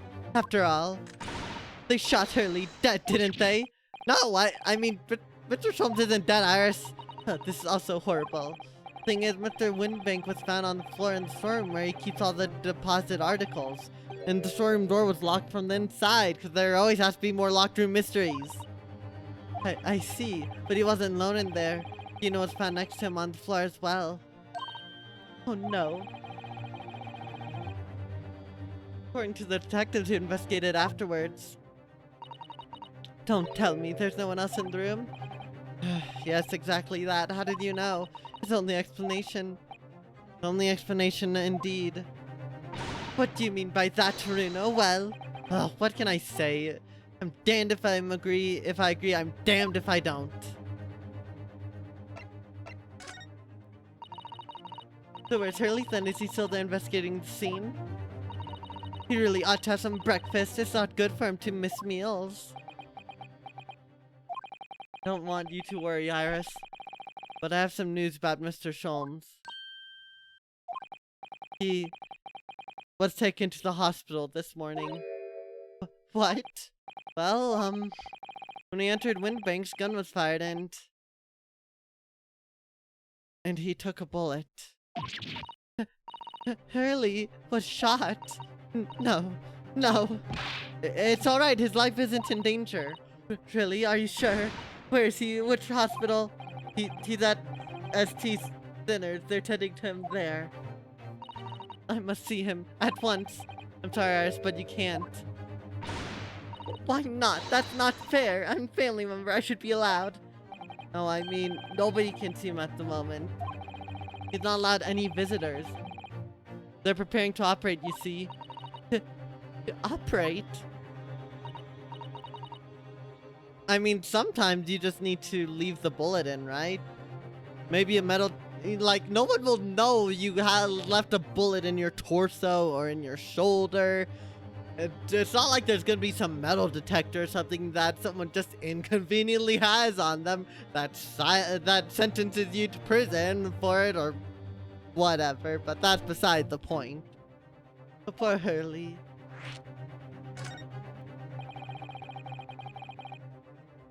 It's the two thugs who were in Mr. Windbank's shop. They shot Mr. Schultz when we disturbed them, you see. Reference jump scare. Von Karma moment. It was pitch black inside shop at the time. My mind went totally blank, I'm afraid. I just froze. After them! Go! After that, I ran out onto the street, but while they were long gone, I shouldn't have hesitated. I'm so sorry, it's my fault. I let them get away. I think that's a very good thing. Sorry? Well, if you'd seen which way they went and chased after them, you might have been shot as well, Bruno. On top of everything else, I couldn't bear that. Alright, I just thought of something, that might help disprove that Gina isn't actually the murderer. I bet you that the revolver, well, I bet you that the revolver she's holding is the revolver that, the pawnbroker had, right? And they're gonna prove the bullet was somehow fired early, right? So that the was fired elsewhere, so that, she couldn't have possibly used that gun to fire and kill Windenburg. Surely, right? Right? Right?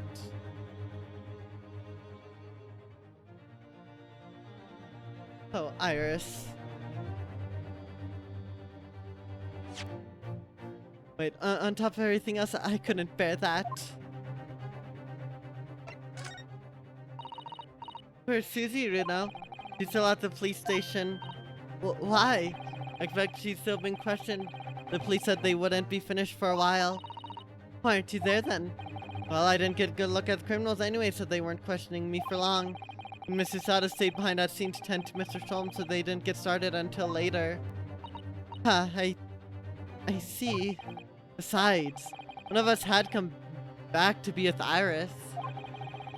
I'm glad Inspector Gregson agreed to me leaving early. Should have let me know, and I would have come to station. Afraid I'll need to go out again now, Iris. There's not much I can do at the moment, but I can at least try to find out how Mr. Sholmes and Gina are getting on. I want to go too. Take me with you, Bruno. I can't stand just sitting around here and waiting. Not sure how I feel about taking 10-year-old child to the scene of a murder, but I don't want to leave her here all alone either. Alright then, Iris, perhaps you can help me? Oh yes, I'd love to. Gina's at prison, Miss Sholmes is probably in his hospital bed. And don't forget, we have to visit the crime scene. We need to conduct a thorough investigation. I can see you're ready for action. Matt and Iris would appreciate going to the hospital sooner rather than later.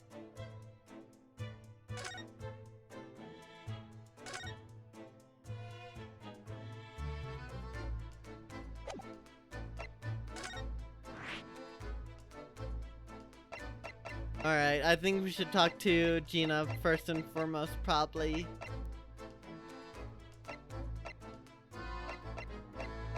Let's start with the suite. It's an unusual way to make use of a huge metal chest as a table for tea and coffee, but it is a very sturdy box and I've noticed that it's always locked. Well, that's because that box contains some of my most important things. But you have no interest in telling me more about, judging from that guarded smile. Fire's burning comfortingly in the grate again today. It's a very different feeling to a Japanese hibachi somehow.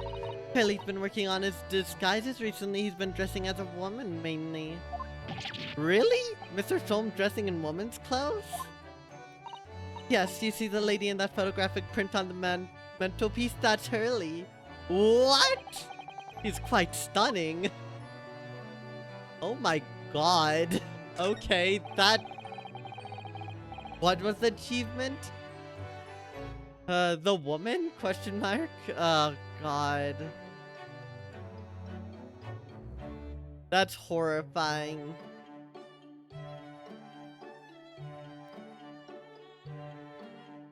Oh, jump scare now counts as a Sholmes jump scare. It all becomes Sholmes jump scares. These are all mementos of Mr. Sholmes' past cases, I think. If he'd been involved in my case, I wonder if the beefsteak from La Carnival would have been on display here. Kelly said that Owagi's a memento too. What? How? He tried really hard to get the little fellow to stay on the shelves at first. But he had to give up in the end. Owagi just wouldn't keep still. Yeah, it's funny that.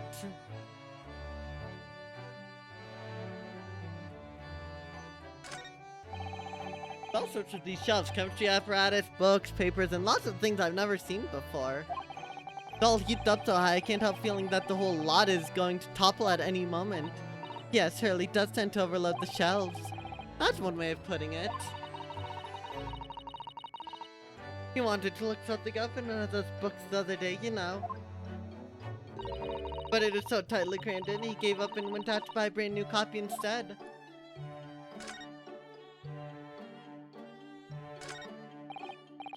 This is really Mr. Sholmes' faithful performing partner then. The Strapiskar. Yeah. I hope Hurley gets well soon. I miss hearing his violin playing already. Oh, Iris, I'm sure he will. Look at Mr. Sholmes' desk, it's completely clear. Looks totally different now. Without that enormous machine on it. Hurley lives in an absolute mess all the time. He never notices when things go missing. Even Mr. Sholmes must have noticed that huge lump of metal is no longer there, surely. Ah yes, the letters B, L, and R inscribed on the wall in bullet holes. Isn't it the initials of the Queen or something? That's right, but Hurley isn't a very good shot, sadly. I can't remember how many times he had to replaster the patch of wall before he managed to make the letters. Is he a patriot or a plasterer?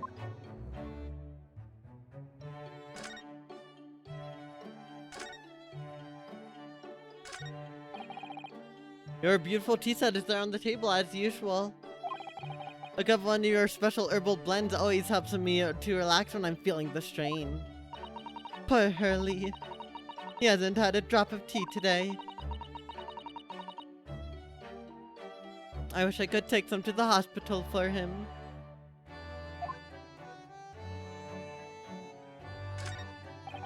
Come think of it, I haven't seen you doing much writing recently, Iris. But there's paper already set up in the typewriter, I noticed, as if you're about to start. I'm a little bit stuck for a new story idea, actually. You could consider using what happened to Mr. Natsume, perhaps? Oh, yes, that's a fabulous idea. And a great title has just popped into my head as well. The Adventure of the Catty Man. How's that, Runo? Could be worse, I guess. That's a charming little white shelf and full of charming little white bottles, too. But the contents of them aren't quite so charming, it seems. It's so close, I've nearly developed a rainbow smoke grenade, you know. So you're still working on those colorful but funny explosives, are you? I'll tell you what, when I've perfected it, I'll fire the first shot at you, Runo. What an honor. I think that's everything. I'm very glad I did that, because I love the dialogue in these games so much.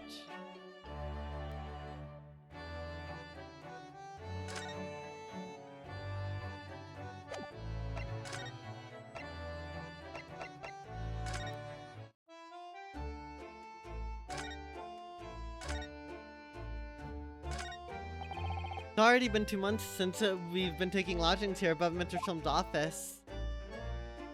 I still can't quite believe it. Never expected things would turn out like this.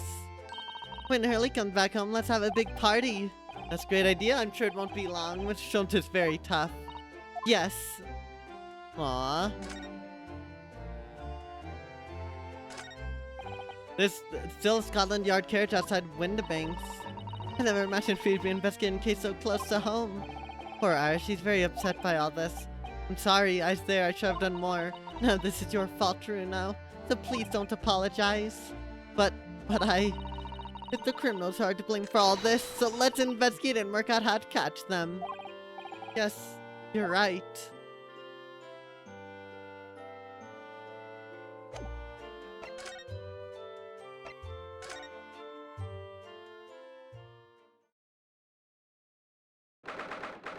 "16th of April, Windibanks Pawnbrokery."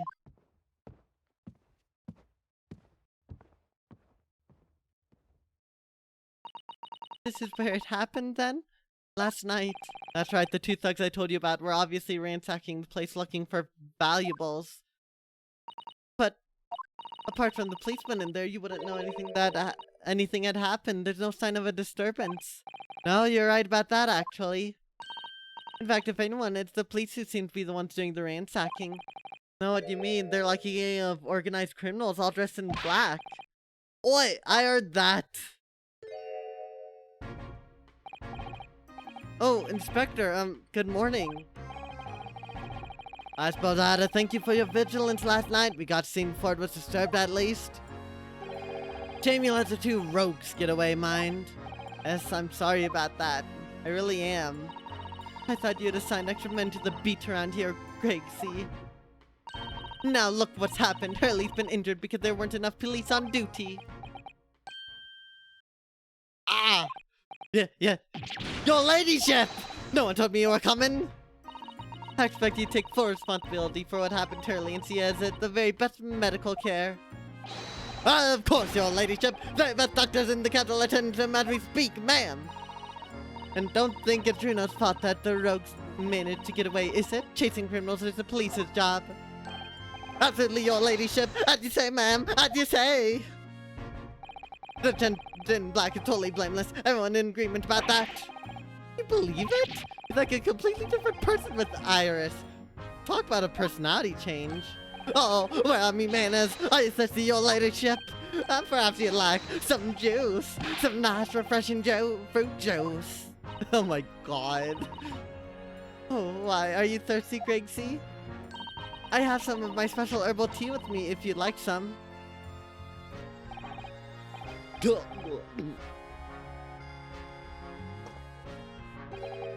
Ah, lovely. Thank you very much. That really hit the spot, your ladyship. I don't even recognize him like this. What is going on with him? But the skull always like missing a bit of its head. Alright then, let's see what we can uncover. Oi, what do you think you're doing, Sunshine? You can't touch anything here? Oh, but we are hoping to investigate. This is a crime scene, for Pete's sake, no touching. What's the problem, Gracie? Bruno's a lawyer, you know that. Oh, I'm ever so sorry, your ladyship, ever so sorry. Rules and regulations are a thorn in my side. Of course, if Mrs. Naruto was to have been properly appointed by the accused, that'd be another matter. The accused? If you could show me some representation papers, I'd only be too happy to let you nose around. Did you hear that, Bruno? You need Ginny to sign some representation papers. Looks like presenting the detective here with the correct papers is the only way. Damn. So, how is the investigation going, Inspector? Nothing to it, really. Simple case, this. There's some very definitive evidence. We're just about to charge that diver we arrested last night, in fact. Gina, you're going to charge her? That's right. Should be able to bring her before the judge at the Bailey tomorrow. Definitive evidence, you say? What is it? Come on, show me. Your ladyship has, as much as I wish I could oblige you, I'm afraid. Ah, I see. You've already captured the pair of thugs who broke in here last night, have you? What the? Hey, you're going to put them on stand as witnesses, are you? How could you? How? How could you possibly know that? I had a feeling, that's all. Mind me never to try to keep a secret from Iris. So you've arrested too many Miss Sholmes, have you? Well, yeah, yes, they were rounded up pretty quickly by the lads on the beat. And Miss Lestrade is being held at the prison? She should be. That's when she hasn't lifted the key from the jail, of course. Can you tell us anything about Mr. Sholmes? What's his condition? I'm not at liberty to divulge that information. Scotland Yard matters are strictly confidential. Well, I know he's being operated on at St. Steiner's. Why can't I see him? I'm family, you know. I'm terribly sorry, your ladyship. It's the hospital's policy. No visiting at all. Oh. The bullet must have hit an artery in his midriff. He's lost a fair bit of blood. Oh no. It didn't seem too bad in the first hour or so, but a hemorrhage like that is enough to make even the one and only Sholmes pipe down.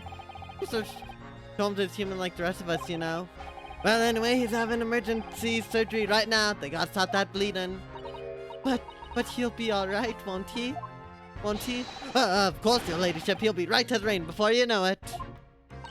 Really? How do you know? How do I know? Well, of course. Ah, yes, because Mr. Sholmes is such a great detective. That's why. Here, pray doctors have better grasp of what's needed to make someone well again. Oh dear, please don't die, Hurley. I report to your ladyship the moment I hear he's out of the operating theater.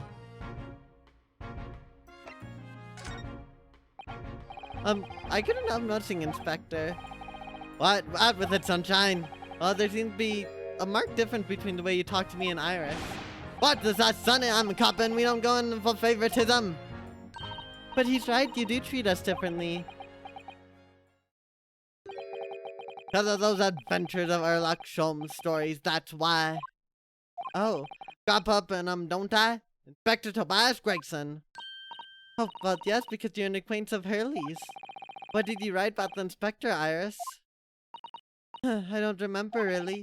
One of Sholmes' lines, Gregson is smartest of Scotland Yarders, is how he put it. Oh, did I write that? And you know what the one line did for me, eh? Very next month my pay doubled! Doubled, I tell you! Oh, that's amazing. Oh, because everyone at Yard reads them. They read all the Erlock Sholmes stories. They've even set up a fan club for me.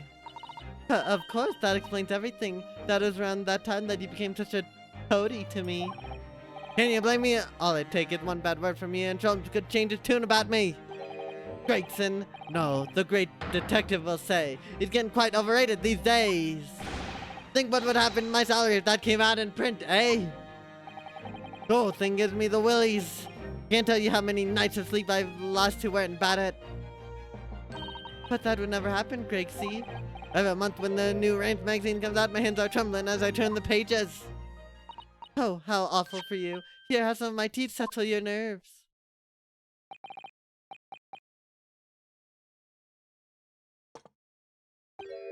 Ah, lovely. Tavern must really hit the spot, your ladyship.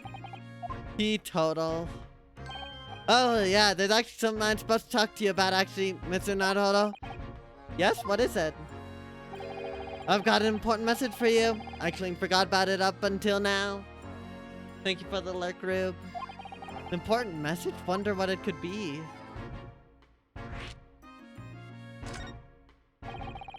You're going to tell me what this important message is then, Inspector?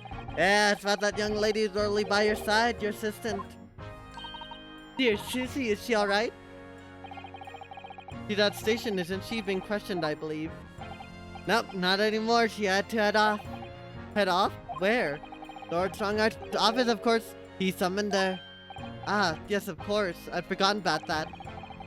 One of the whipstocks took her there in the yard carriage after we'd finished questioning her, but she had to tell you she didn't have the fare for the return journey and I had to go meet her there. She's got a nerve using Scotland Yard as a bloomin' messaging service. I see. Well, thank you for passing that on, Inspector. Why did Susie have to go see the Lord Chief Justice? He didn't tell me. And nothing about these metal pipes could tell us either. But I better head over to Lord Chief Justice's office, fetch her straight away.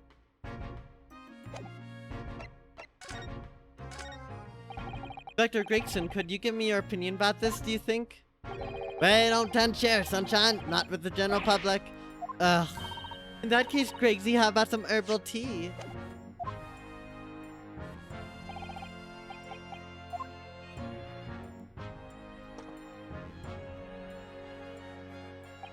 Ah, lovely. Very much. That really hits spot, your ladyship. You don't mind sharing that, then? Alright, I'm more curious about the thing with...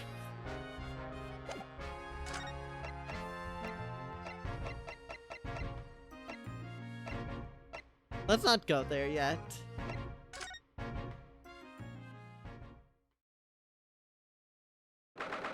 "16th of April, St. Sinners Hospital, Ward 3. Oh, thanks for reminding me, Rube. I think that is pretty fitting for a while, but, yeah, by this point, we're vibing. But thank you for that, Rube. Oh. He's not here. Oh, that's strange. Nurse definitely said he is in the bed by the window, didn't she? Oh, I know what probably happened. Billy was being a big baby and the bullet wound wasn't that bad after all, so he's been sent home. I'm not so sure about that, baby or not. There's no question that it was a fairly serious injury that Mr. Sholm suffered. Oh. Hello, what have we here? This ward's off limits, no visiting. So what are you doing here, eh? Well, I'll have you know, we're Hurley's next of kin. Eh? Oh, well, begging your pardon then, ma'am, sir. Little lady and a curious gentleman, great mystery solvers as a mysterious family, eh? That's how you see us, I'm sure. Where's he, Constable? Where's Hurley?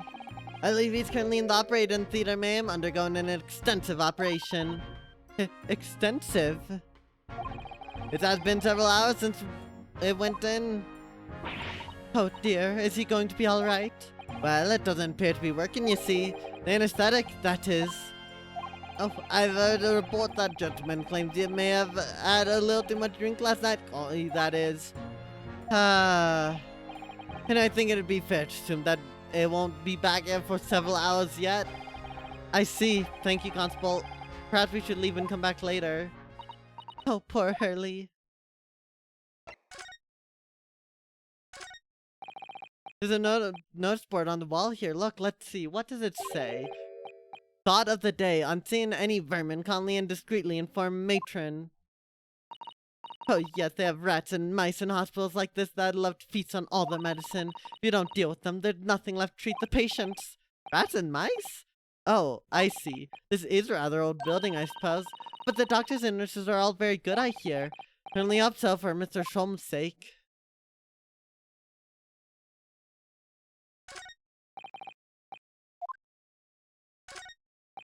It must be Mr. Sholm's bed. Poor Hurley. I know, it looks as if he's bored, doesn't it? I don't think that will bother him. No? Patrick found him sleep face down on the floor, completely dead to the world. I think I'd call the police if I discovered someone like that. I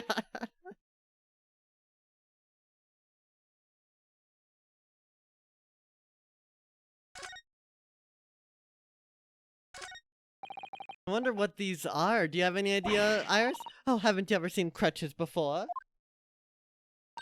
Let me explain. They're for people with leg injuries. To help them walk, you hold one under each arm, you see. Alright, I thought they were weapons of some sort. Why would there be any weapons in a hospital? Thought maybe a fighter had been injured in a battle contest and been brought here along with his weapons. That's surprisingly plausible. Wow. Alright. Susato would have probably done a takedown on us for saying that.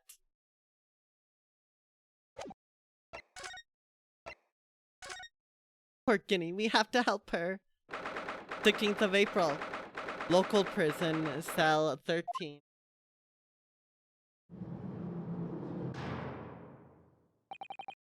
Hello, Gina.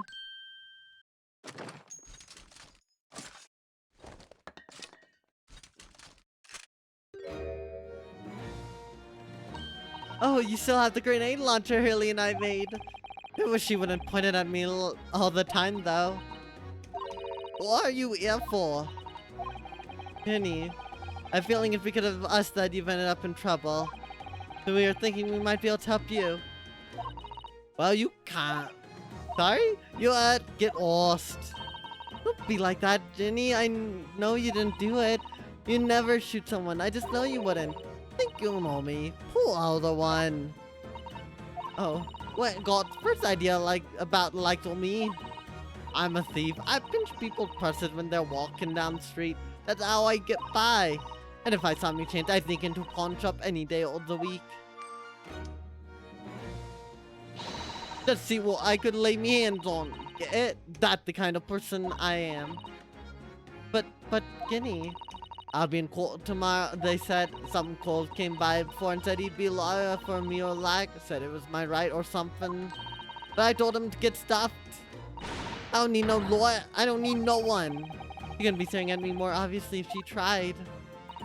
Why are you being like this, Ginny?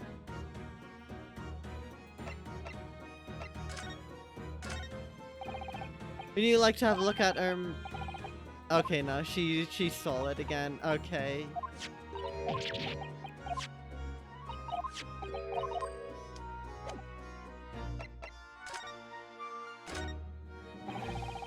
I don't understand, Gina. Why did you send the public defender away? It wanted me to sign some papers. Representation papers or something like that. It's all gonna be rigged anyway. The whole trial. They'll pin it on me because I'm a kid. That's what grown-ups always do. Why do you think that? But that's how it's always been for me, growing up in the back slums, me whole life. If you do what the grown-ups tell you, it'll get your mates dragged off by the coppers, or worse. I had it happen to me before and all, been sold out and nearly snaffled on the back of it. You can't trust no one at that point. As soon as you do, you're gone to grass, dead. You know, listen. If you like, in tomorrow's trial, I forget. Hey. Don't you trust Runo? Nah, I don't. Look, I'll ask you nicely now. Just leave me alone. Will you tell us what happened, Gina? Last night at the pawnbroker's. There's nothing to tell. I figured it'd pay me, so I broke into his place and started going through the storeroom. But the old bloke walked in on me and you know the rest. But why, Jenny? Why would you do that? Ain't it obvious? Place full of stuff I could sell for a shilling or two.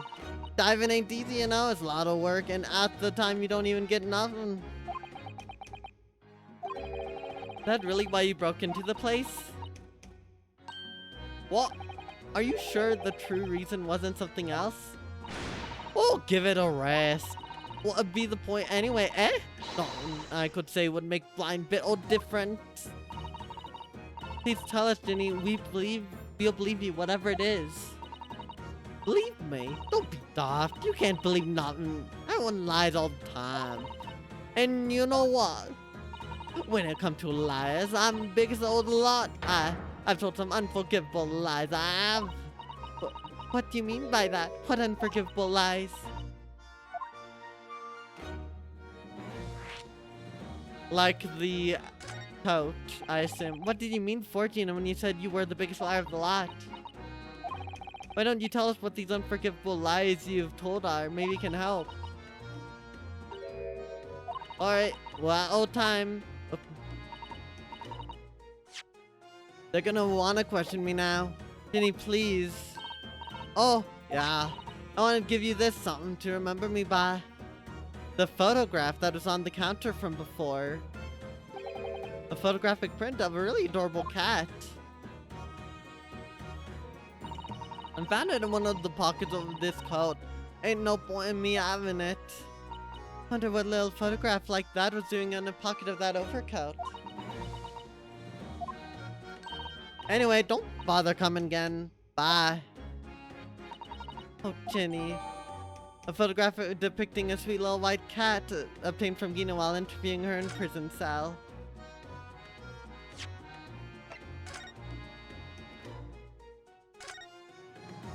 Look on the back of this print here. There's something written on it.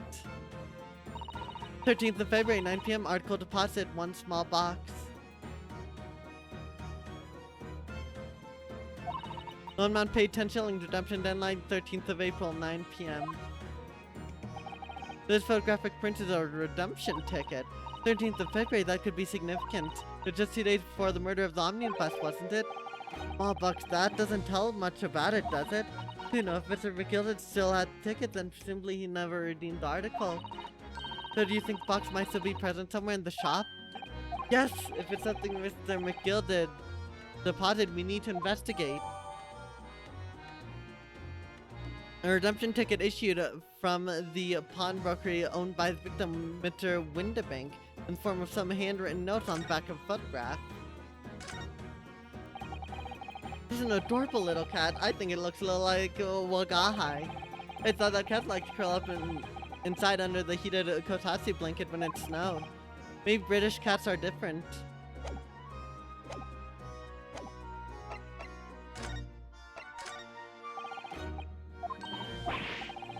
Here, look at this. Oh, I wasn't saying you could have it. Oh, weren't ya? Well, when someone says I can't have stuff, it makes me want it, you see. You better hand it over now. No, I'm not giving it to you. You literally just gave it to me.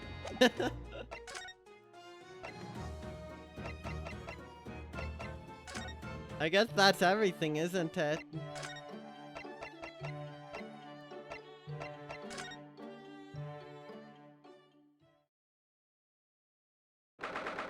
"16th of April, British Supreme Court, Lord Chief Justice's office. Yes, no matter how many times I come here, the same sense of oppressiveness somehow. You think the place is oppressive? I think it's normal. How so? I mean, look at that suit of armor over there. You can't take that seriously, can you? He thinks the same about you. Everything is clear in regard to tomorrow's arrangements, I trust. Yes, thank you very much. There they are, Sada-san and Lord Strongheart. I wonder what they're talking about. They both look very serious. Very good, there's nothing further to discuss. You may return to your lodgings. No doubt you have much to do in preparation for your return to your homeland. She's being sent back? Wait. What did he just say? Your return to your homeland? Susato-san!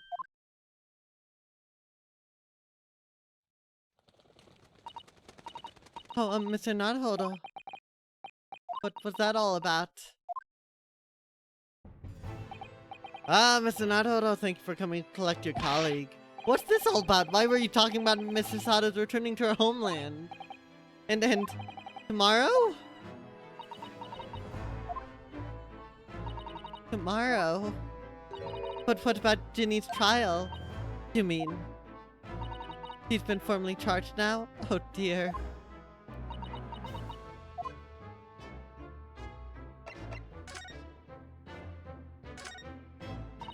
love clockworks and their mechanisms, don't you? The way all the hundreds of pieces fit together and work as one to move the hands of a single timepiece. Yes, I can imagine clocks are just your cup of tea. When I was little, I used to dream of one day living inside a clock, you know. Then you must be envious of Lord Chief Justice having his office in a place like this, I suppose. No, not really. Oh. Well, I mean, that's a dream for when you're little. It'd be silly now. Don't let Lord Strongheart hear you talking like that. Oh my goodness, just look at all these books. Yes, there are books about the judicial systems of all different Western nations. Even for someone like me, it would take at least 10 days to read all of these. Just 10 days? Oh, I was only joking, Uduno. I thought it'd be funny to play up my genius. It's scarcely believable with you, that's the trouble. The giant suits of armor are still facing each other menacingly across the room. I just can't understand why anyone would wear things like that in battle. They must be so heavy. I expect you'd invent some special lightweight suit if it was down to you, wouldn't you, Iris? I think if it was me, I'd invent a world where people didn't need to fight each other in the first place. Iris? You're a champion. Well, what do you think? That was a model answer, wasn't it? He's 10, Ryunosuke, 10. He's leading you around by the nose. Oh, I've always dreamt of sitting at a huge desk like that and looking important. Why did you try it then? Discreetly, of course. Alright, I will. Tell me how I look. Well, Reno, what do you think? A little too discreet. I can't even see you. Damn, I really wanted to see her pop up over there.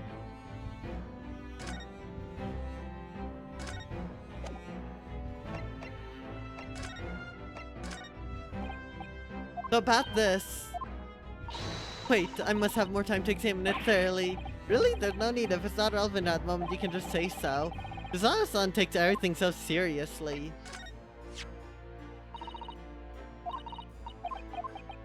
Still nothing new there. Alright. Mrs. Sada, what's all this about? Oh, please don't concern yourself, Mr. Naruto. It's only me going back to Japan. Your life here can continue just as it has. That's not what I asked! What happened? Why are you leaving? It's my father. He's fallen ill. Oh no. Professor Mikotoba?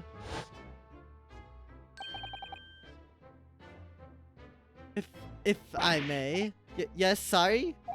You must be the defendant, Ryunosuke Naruto, I believe. Yes, that's right.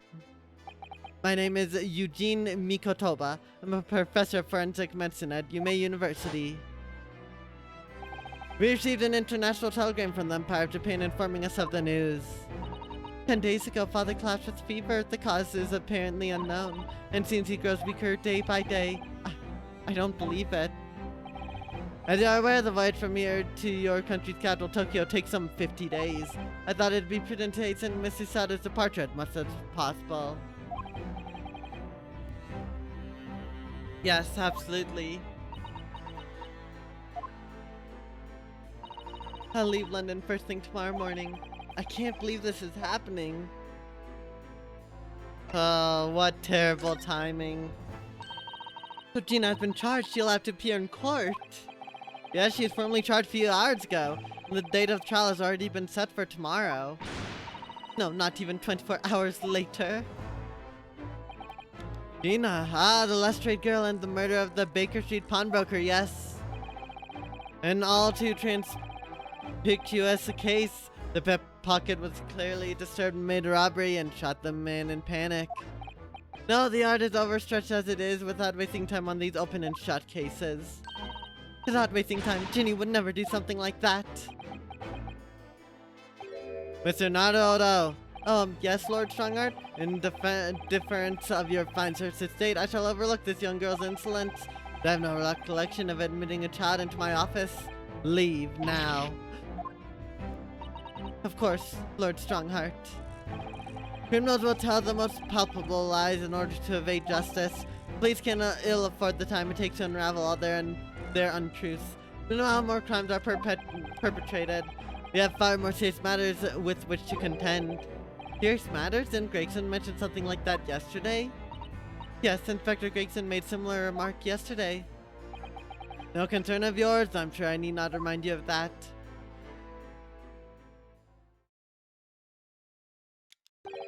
"3 minutes precisely until my next meeting, you must excuse me. There's just one more thing, Lord Strongheart, which is Miss Lestrade's trial. I wonder if you might permit me to defend her?" "A timely suggestion. Sorry? The girl currently has no representation. But that's not fair. Yes, she may be a pickpocket, but she still deserves fair trial. Do not misunderstand me, young lady. The government provides for those too poor to afford representation with public defender. The accused need only sign the relevant paperwork, and a defense barrister will be assigned to the case. However, the young girl in question has refused that right. Why would she do that? Question you would do well to direct at Miss Lestrade. You'll find her at a local prison. Yes, thank you. Now then, it's time I was leaving. Good day to you." What a day. Gina charged with murder. Susada-san about to leave. So she won't even be around for this trial. Oh no. This case is already shaping up to be crazy.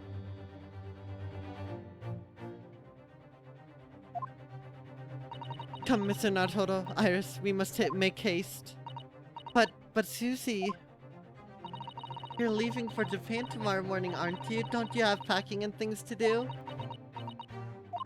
As Mr. Naruto, judicial assistant, my personal circumstances are of no consequence.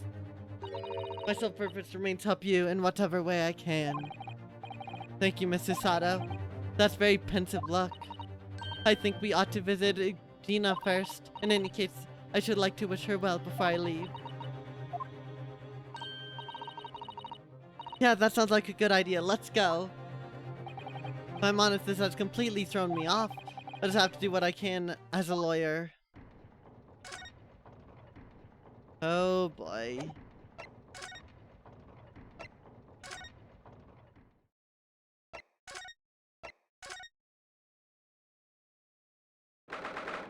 "16th of April, local prison, cell 13.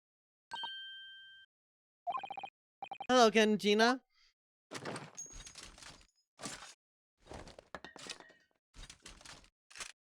So, I like how she keeps reloading because there's two implications. One, she unloads the weapon between instances, or two, she is actively firing the gun at people. Are you lying for now? Have the muzzle of that grenade launcher shoved in our faces yet again, obviously. I think I need to improve the way you load ammunition into that thing, don't I? Look! You can come as many times as you like, but I ain't got nothing more to say to you.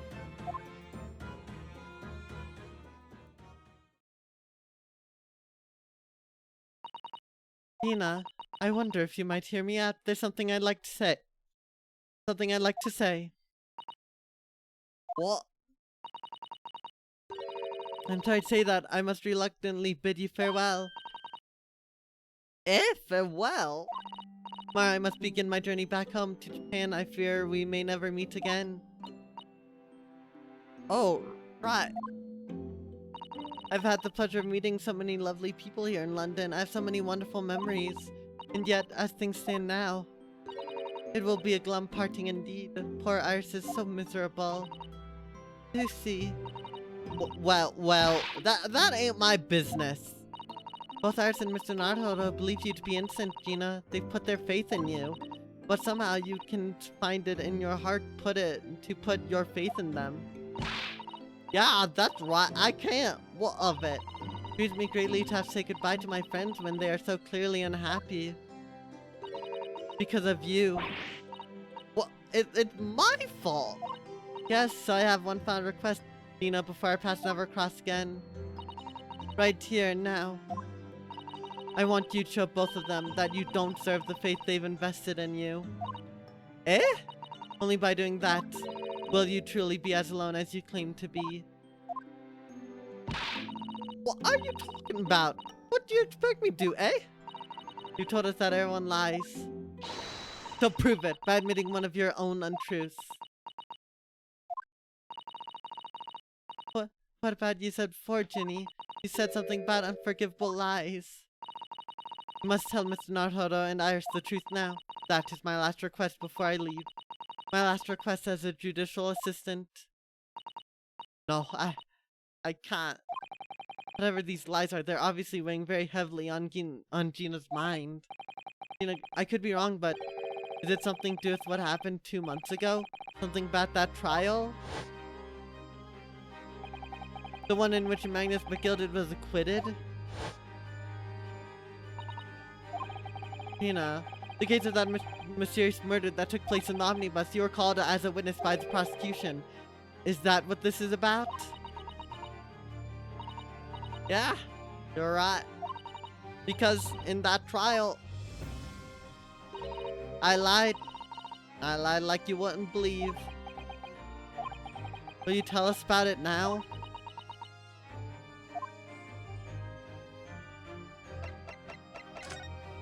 The trial 2 months ago.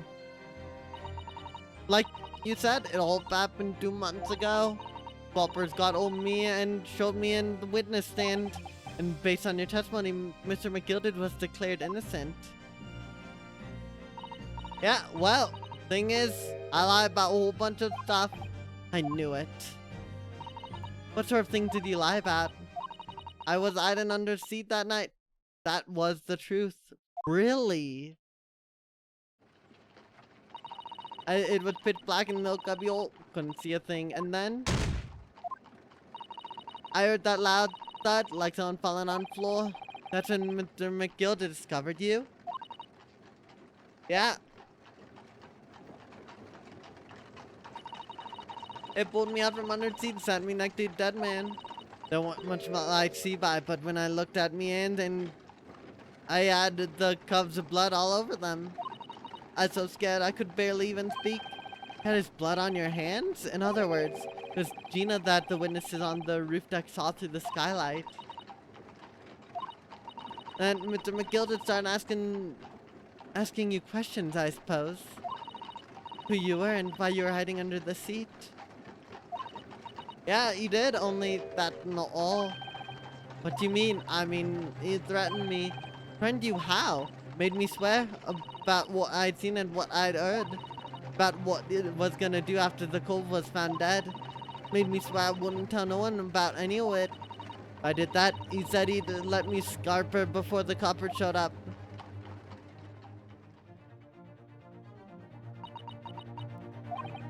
Tina, you must tell me what he swore you secrecy about. What you saw, what you heard, everything. Oh. You said McGilded made you swear not to tell anyone what you saw, but you were in pitch black apartment hole under the seat the whole time, weren't you? Yes, with Mr. McGilded sitting above your head, if I remember correctly. Yeah, that's true, but it was when I heard the thud of the cove in the floor, I let out a little scream, see, couldn't help it. McGilded heard that and dragged me out by the arm, and that's when I saw it. It was on the floor next to the old geezer who had been stabbed. A disc, all bright and shiny. The disc. What do you mean?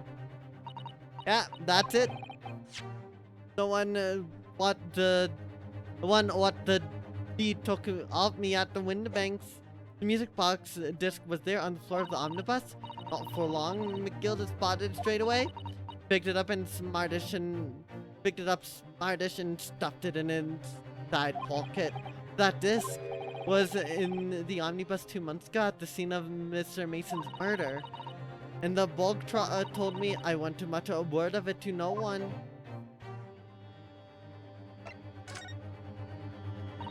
Cause it was so dark on that seat in the cab, I was straight in me ears the whole time. For a while I heard the door open and footsteps inside cabin. Didn't believe that was McGilded getting on board. Ah, not only him. Oh, cause I could definitely make out footsteps of 2 people. In that case, it would seem likely that it was Mr. McGilded and the victim, the thrice-fried Mason.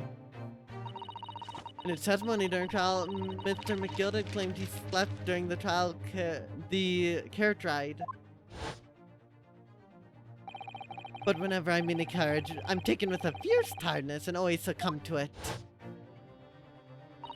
And you, our own testimony, Gina, supported his. I like what deal with the Irishman snoring. Yeah, and that weren't exactly true. Neither of them was asleep. I could hear them talking the whole time in low voices. What? What were they talking about? I don't know. Sound of old horses and wheels was too loud. But that still tells us something. Mr. McGilded and the victim knew each other. So McGilded was lying as I suspected.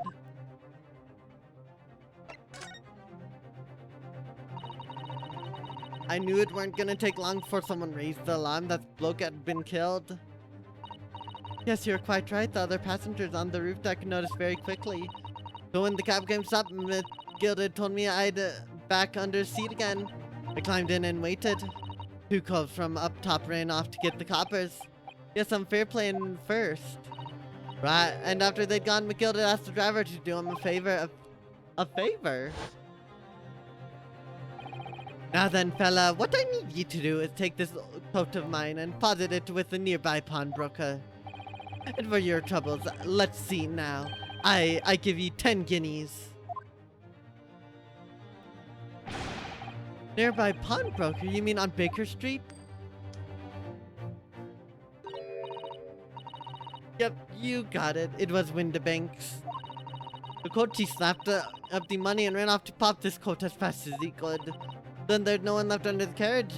McGilded opened the box under the seat, let me get out of there, but not without conditions.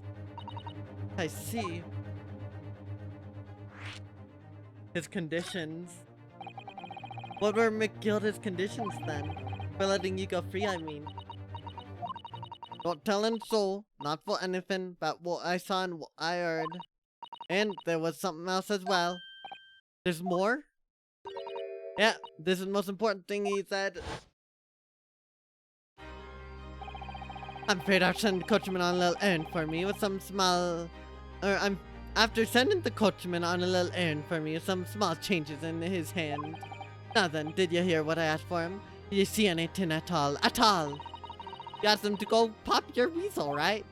Aye, the fiend's taken me overcoat to deposit with the pawnbrokers hereabouts. I want you last take the redemption ticket for it. Do I understand? What? You want me to have the ticket? That's right, and come fetch it from...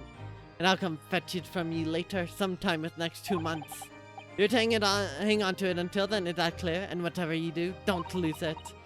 Right then, in case I might happen to be delayed at all, you're to go to pawn shop at Winbanks, so it is, and you're to extend the loan after the 2 months is up. If you forget, the article will be forfeited and any old fiend could come along and buy it. Hey, but I ain't got that kind of brass. Here's £5. That should be enough. We understand each other, lass. Don't try anything funny now. If you go against me. Yeah, I get it. Good, and one more thing. In a few days from now, you'll be visited by the police, I've no doubt. The coppers. Aye, they'll come asking you to take the stand in court to testify as a witness. Let's just have a wee chat about that, shall we? What is it that you might say, and what is it that you won't? So, indeed, it was her mission to retrieve the coat. And also, he didn't plan on dying. After he'd gone over it, I got as far away from there as I could. The pawnbroker's ticket and some bushes near the scene. Went fetch it the next day once it got dark. McGilded planted it and coerced Gina into giving false testimony.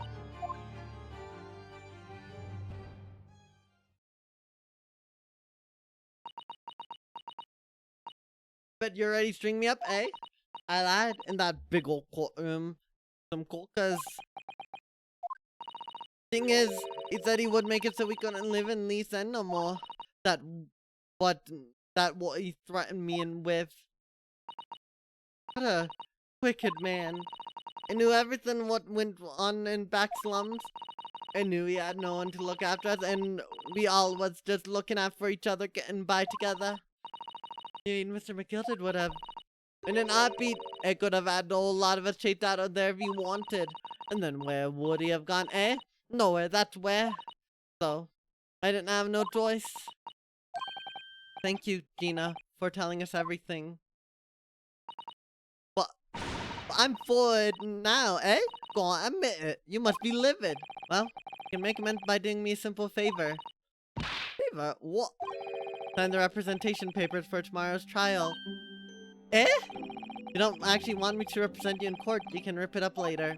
But we need that paperwork or we can't investigate. The police won't let us. Investigate what? Scene of the incident last night. Mr. Sholmes was shot, you see. You what? Billy's having a big operation right now, Tinny. It's bad. Is it gonna be alright? Sholmes gonna be alright, right? That's why I want to investigate. For Mr. Sholmes' sake as much as anything. Right. So what you're saying is, if I sign that bit of paper, everyone's happy. Is that it? Something like that. Mrs. Sato? Oh, yes, of course. I'll have the representation. I have the representation papers here.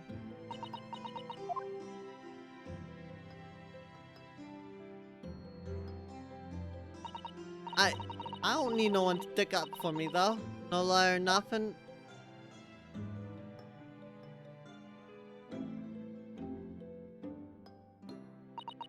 Poor Ginny, she seems so lonely. Paperwork signed by Gina to put me in charge of her defense. Showing this to Scotland Yard detectives gains us access to the crime scene. Well, at least this should mean we can investigate Gina at Windibanks now.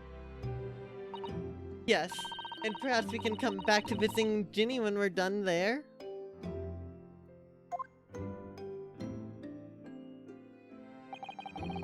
I feel like we finally cracked Gina. She's opened up to us at last, and now I have her representation papers.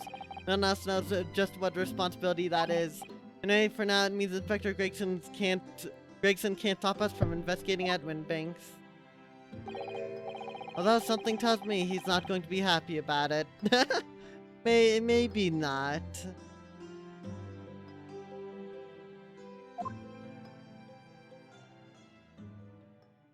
That's the stopping point? What? Oh my god.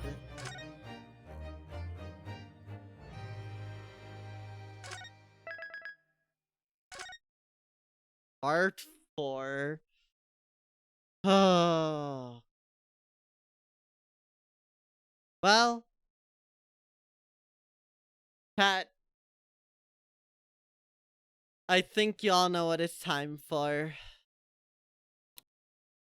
It's time for us to wrap up stream, because that is a very good stopping point, regrettably. Maybe not the best it could be, but I get the feeling this is going to be a very, very long case. And honestly, I don't want to push my luck. What a freaking story, though. Seriously. Gina, the defendant. Sasato's gonna be leaving before we even get to go to trial. Sholmes was shot. Oh my gosh. It's VLR mode for Sensate Farm, Mark, so you'd say it's pretty good stopping point. Yep. I like how you're referring to any to be continued to be VLR, which is very valid. VLR had the most amount of to be continues I've ever seen in a game, but still, he had corrupted you. Your escape does that. It really does just do that. But thank you all so much for watching. I'll be live again with this game next Wednesday as I stream it every single Wednesday without fail, and I will continue to do it without fail, hopefully. I'll be live again next with Xenoblade Chronicles X Definitive Edition. We're finally onto the new epilogue. And I will be continuing Deltarune Chapter 4 this upcoming Saturday. So stay tuned if you don't want to miss any of that. We, of course, do also have a Discord server in which you can stay up to date on any schedule changes. So, do feel free to join that. Me and they erase Wednesday from the week waiting for next Wednesday stream. If they did that, I think we'd have bigger problems than me not being able to do Wednesday streams anymore. Like the fact that it wouldn't be Adachi Punch Wednesday anymore. What would happen if we don't have Adachi Punch Wednesday, chat? Would life even matter? Would there be anything at all if we don't have our punching Adachi?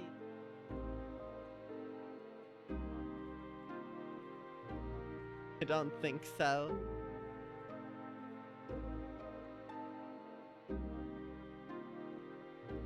True. Oh my gosh. This game's been amazing though. I've been absolutely loving it. I am very much looking forward to what happens next time. Who knows, we might not even get to the trial at this rate, considering that this was apparently a stopping point. Though we're definitely not finishing it in one more stream. I think it's probably gonna end up being at least 2 more streams. What a freaking time, though. I'm just... It's crazy.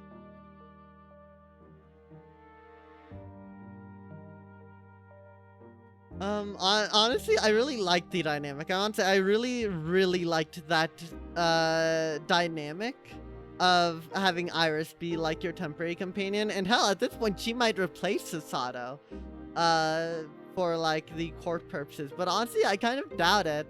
I think we might be going in alone, which honestly, I would prefer.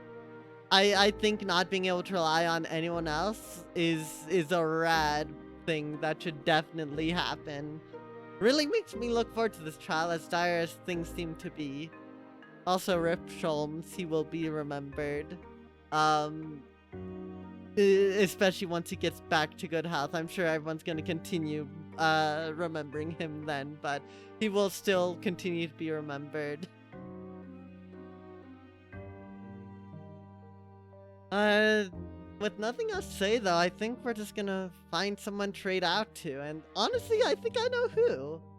Someone that I haven't rated out to in a little bit, but had rated me somewhat recently. So let's do it, shall we? We're gonna be rating out to the one, the only, Paimon Sir, who's currently playing Repo with a bunch of other people. 4 other people it seems. So definitely make sure you go and cheer them all on, and at least join along and see any comical deaths that they may or may not have. Of course, we have the lovely raid messages, both for subs and non-subs. Have a good day, night, morning, evening, dark hour, whenever it may be for you, and I will see you all again very soon. Bye-bye!